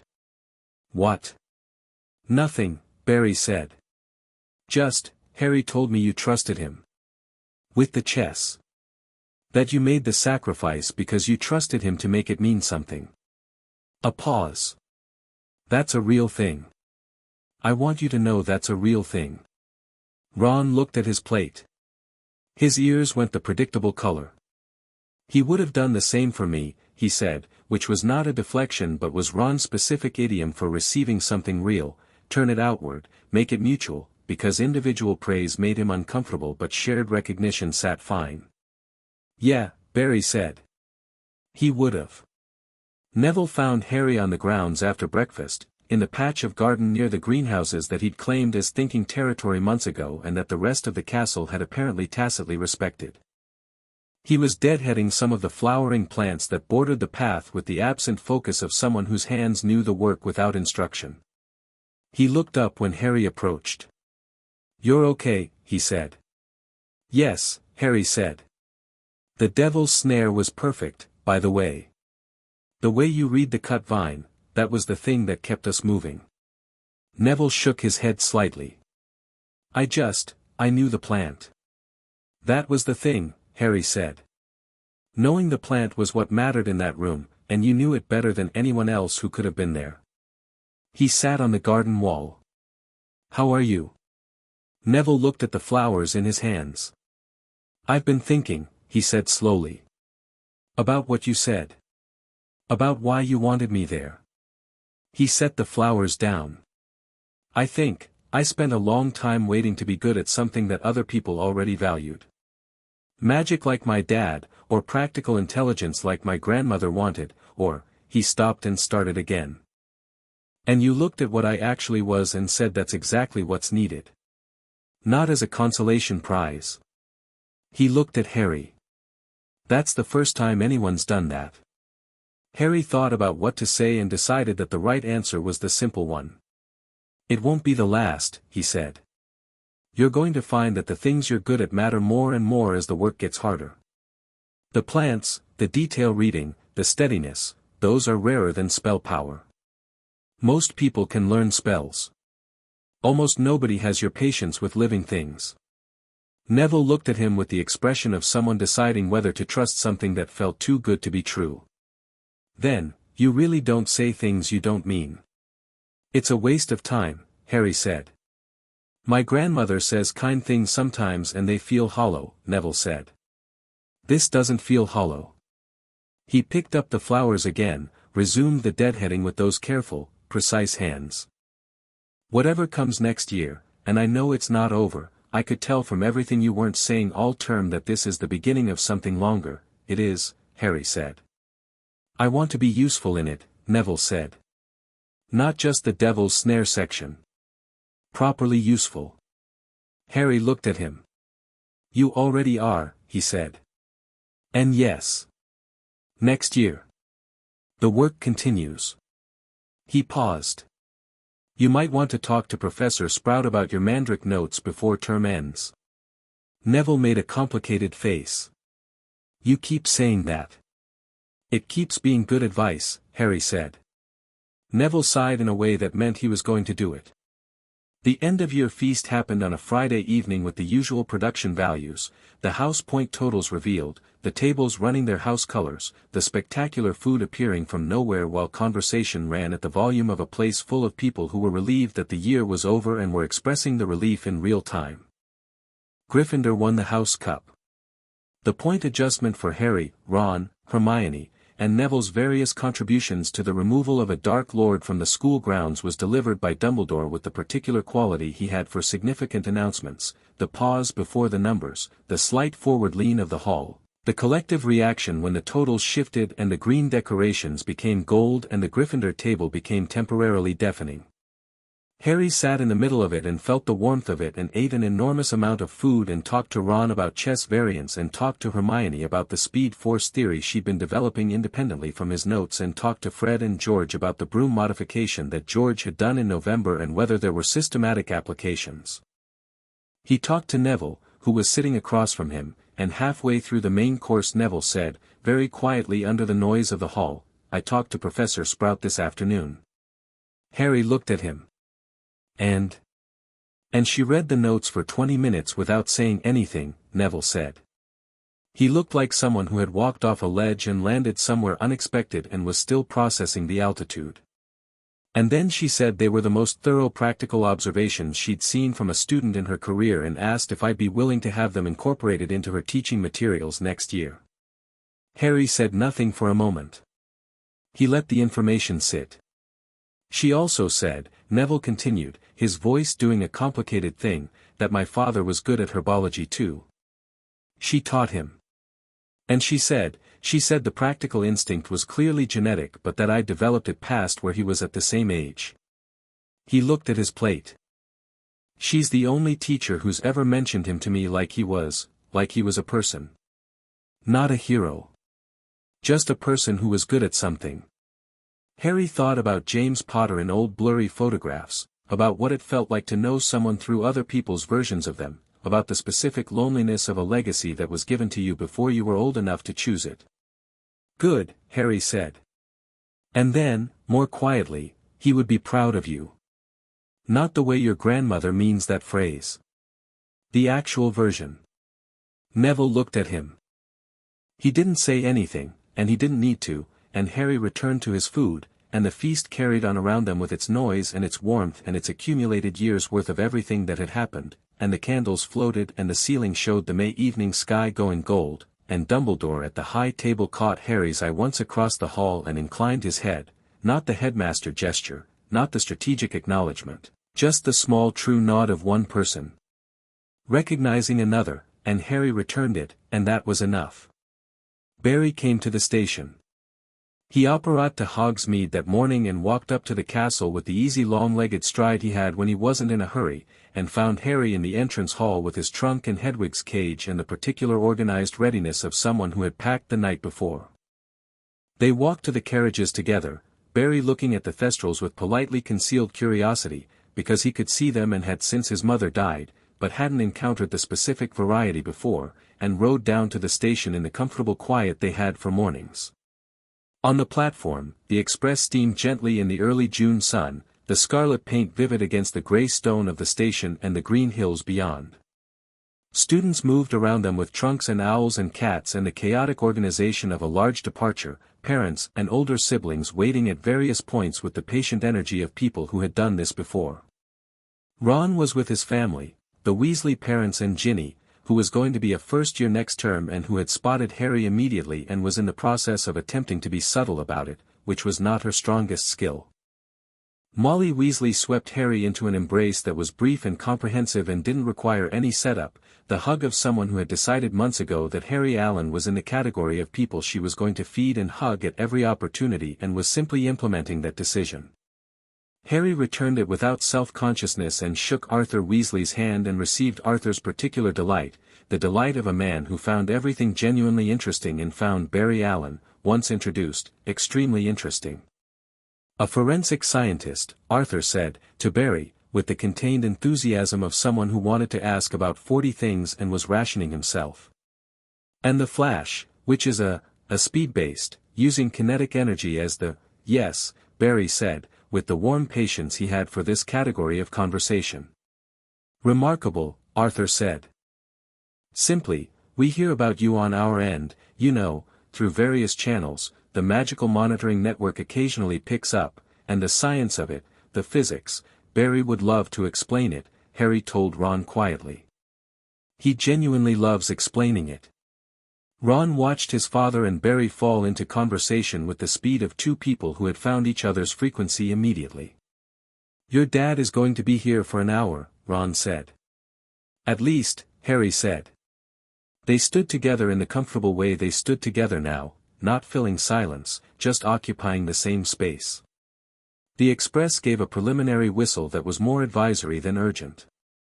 Hermione appeared from the crowd with her parents, who were both tall, academic-looking, slightly overwhelmed by the volume of the Wizarding World departure but managing it gamely. She introduced Harry to them with the precision of someone who had prepared for this, which Harry strongly suspected she had. Her mother, Dr. Granger, who had her daughter's eyes and a quality of assessment that was clearly genetic, looked at Harry and said, Hermione's told us about you. Good things, I hope, Harry said.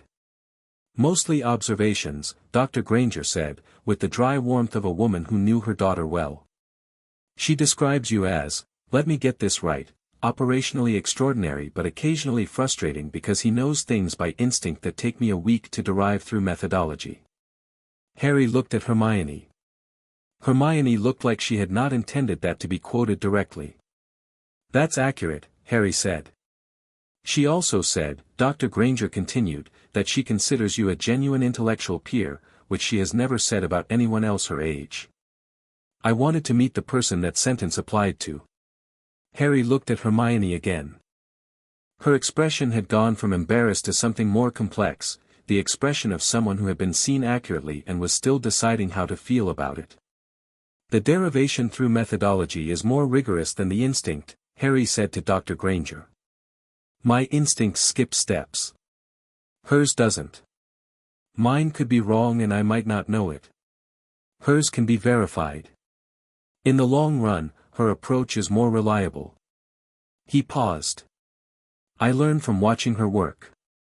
I think she probably doesn't realize that. Hermione's expression shifted completely. She looked at him with the look she had when something had genuinely surprised her, which was rare enough to be notable. I didn't know that, she said. I know, Harry said. I should have said it earlier. Her mother looked between them with the contained delight of someone witnessing something that would become a family story. Well, she said.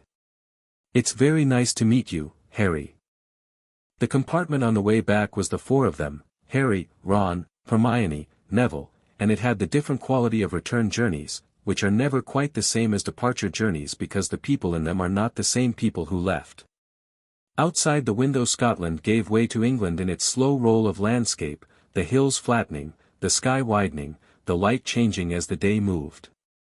Hermione had her notes out for approximately 12 minutes before she apparently decided the debrief could wait and put them away, which was an act of genuine willpower that Harry observed with appreciation.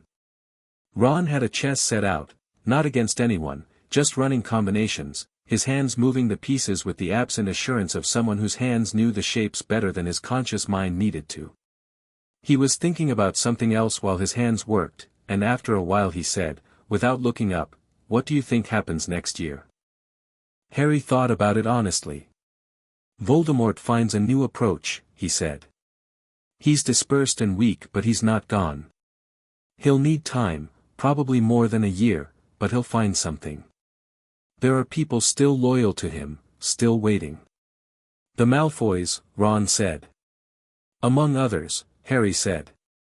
The Horcrux situation, he paused, thinking about how much to say, then said all of it, because these were the people who had been in the rooms with him and deserved the full picture. The Horcrux situation means Voldemort can't truly die until they're all destroyed, and there are likely multiple ones. I don't know how many or where yet. That's a longer project. Hermione had her notebook out again despite herself, pen moving. The research on Horcruxes is restricted, she said. The main texts were removed from public access.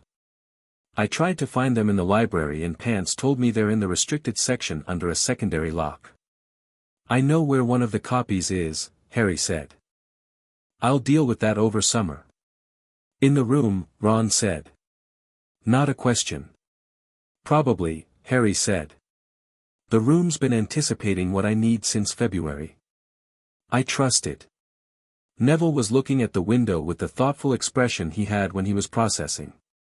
The note in the book, he said. Future you. He knew this year was coming. He knew the theory was useful, Harry said. Not the specifics. But he'd been through it, Neville said. Or something like it. He turned from the window. Which means he got through it. A beat. Good point, Ron said. Harry smiled. Yes, he said. Good point. The train ran on through the English afternoon, and the compartment fell into the comfortable rhythm of the return, talking and not talking, easy transitions between both, the conversation moving across next year's subjects and Hermione's summer reading list, which was extensive, and Fred and George's visit to the compartment that lasted 20 minutes and involved a demonstration of something they'd been developing that turned Ron's hair temporarily blue and that Neville found deeply funny. And that Hermione did not sanction but couldn't quite keep a straight face about. At one point Harry sat with his head against the window and his eyes half closed and just let the familiar current of good company wash over him, the particular warmth of being with people who knew you and had chosen to stay, and thought about the year, the whole shape of it. The doorstep in 1985. The first run. The apartment and the hot chocolate and the years of building what it meant to be who he was. Diagon Alley and the wand. The train and these three people. The castle and the speed force reaching for its resonance in the old stone. The mirror he'd walked away from. The room that had anticipated him. The corridor and the conversation. The chess room and the fire room and the final room and the face on the back of the turban, and the cold that had pressed against him and the wall he'd built with the force and the dispersal. He thought about Dumbledore's face in the final room. About the apology that hadn't happened yet but would. About the honesty the old man had offered and what it meant to build something new on that. He thought about the Horcrux in his scar, patient in its filing cabinet, waiting for its proper time. He thought about what he'd told Dumbledore, I'm not accepting that it ends the way you think it ends. And he thought about the note from his future self, you'll need this in year 3, which implied a year 3, which was all it needed to imply. The speed force ran under everything the way it always did, warm and present, the current that had recognized him on a cold night when he was 5 years old and had never stopped. He was going to be okay. Not because someone had designed it that way. Because he'd decided it. King's Cross was its particular organized chaos at the departure end, the barrier releasing them back into the ordinary world, the crowds and the noise and the smell of diesel and the announcements overhead with their indifferent precision. Harry came through the barrier with his trunk and Hedwig and found Barry waiting exactly where he'd said he'd be waiting, near the coffee cart by the pillar, with 2 cups of something and the patient stillness of someone who had been there for a while and was fine with that. Harry crossed to him. Barry handed him a cup. They walked. It was an established tradition, the train home walk, through the station and out into whatever the city was doing, always on foot for the first part before logistics required otherwise. They'd done it every year on the return from any significant absence and it had never been explicitly named as a tradition but it was one. Outside, London was doing what London did in early June, warm, slightly overcast, full of itself, the traffic and the noise and the peculiar energy of a city that doesn't particularly care what you've been through because it's been through several things itself. They walked along the pavement outside the station and neither of them said anything for a moment, in the way that people who have been in the same story don't immediately need to narrate it back to each other. Pomfrey sent me a note, Barry said. About Quirrell. And he's at St. Mungo's. They're describing the prognosis as uncertain but not hopeless. Barry glanced at him. The specialist they brought in said the damage is significant, but the human mind has a recovery capacity that they don't fully understand. The treatment is going to be long. Harry nodded. He's not a bad person, he said. He made terrible choices. Those aren't the same thing. No, Barry agreed. They're not. They walked a little further. A red bus went past with the particular authority of London buses. A pigeon was conducting an argument with a crisp packet near the curb. Dumbledore's going to write to you over summer, Barry said. He told me. He said he has information he should have given you earlier and that he'd like to do that properly. Good, Harry said. You going to read it? Yes, Harry said. He was honest in that room. I think he's trying. He paused. I don't fully trust the trying yet. But I think it's real. That's about right, Barry said.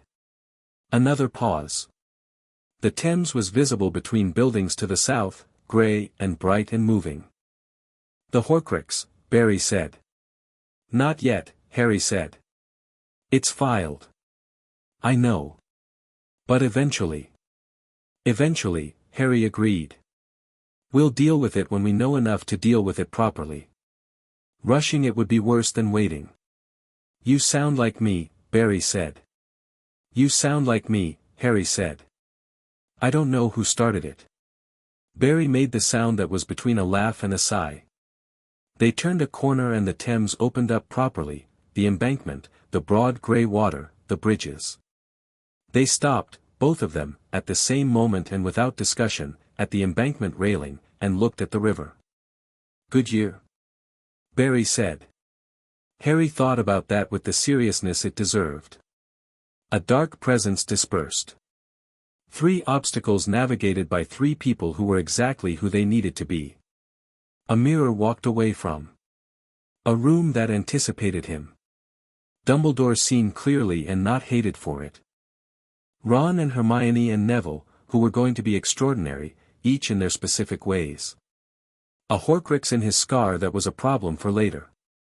A wand in his pocket that shared its core with a wand once held by the darkest wizard alive. Yes, Harry said. Good year. Scared at all? No, Harry said. Then, maybe a little. Not of what's coming. Of, not being enough. He turned to look at Barry. Not often. Briefly, sometimes. Late at night. Good, Barry said. Harry raised an eyebrow. Good. A little fear of not being enough means you're taking it seriously, Barry said. People who aren't scared of anything are people who haven't fully understood the stakes. He turned to lean his back against the railing, facing the city rather than the river. Being scared of not being enough and then doing it anyway, that's the whole game. That's always the whole game. Harry turned to lean back beside him. The city spread out before them, the towers and the buses and the noise and the ordinary beautiful life of it, going on regardless, doing what cities did. Cisco's going to want a full debrief, Harry said. Oh, entirely, Barry said. He's already built a theoretical model for the speed-force communication across distance and he wants to run it past you. Tell him the threshold distance for signal clarity is approximately 4,000 miles, Harry said. Above that it gets diffuse. We should test the transatlantic limit systematically.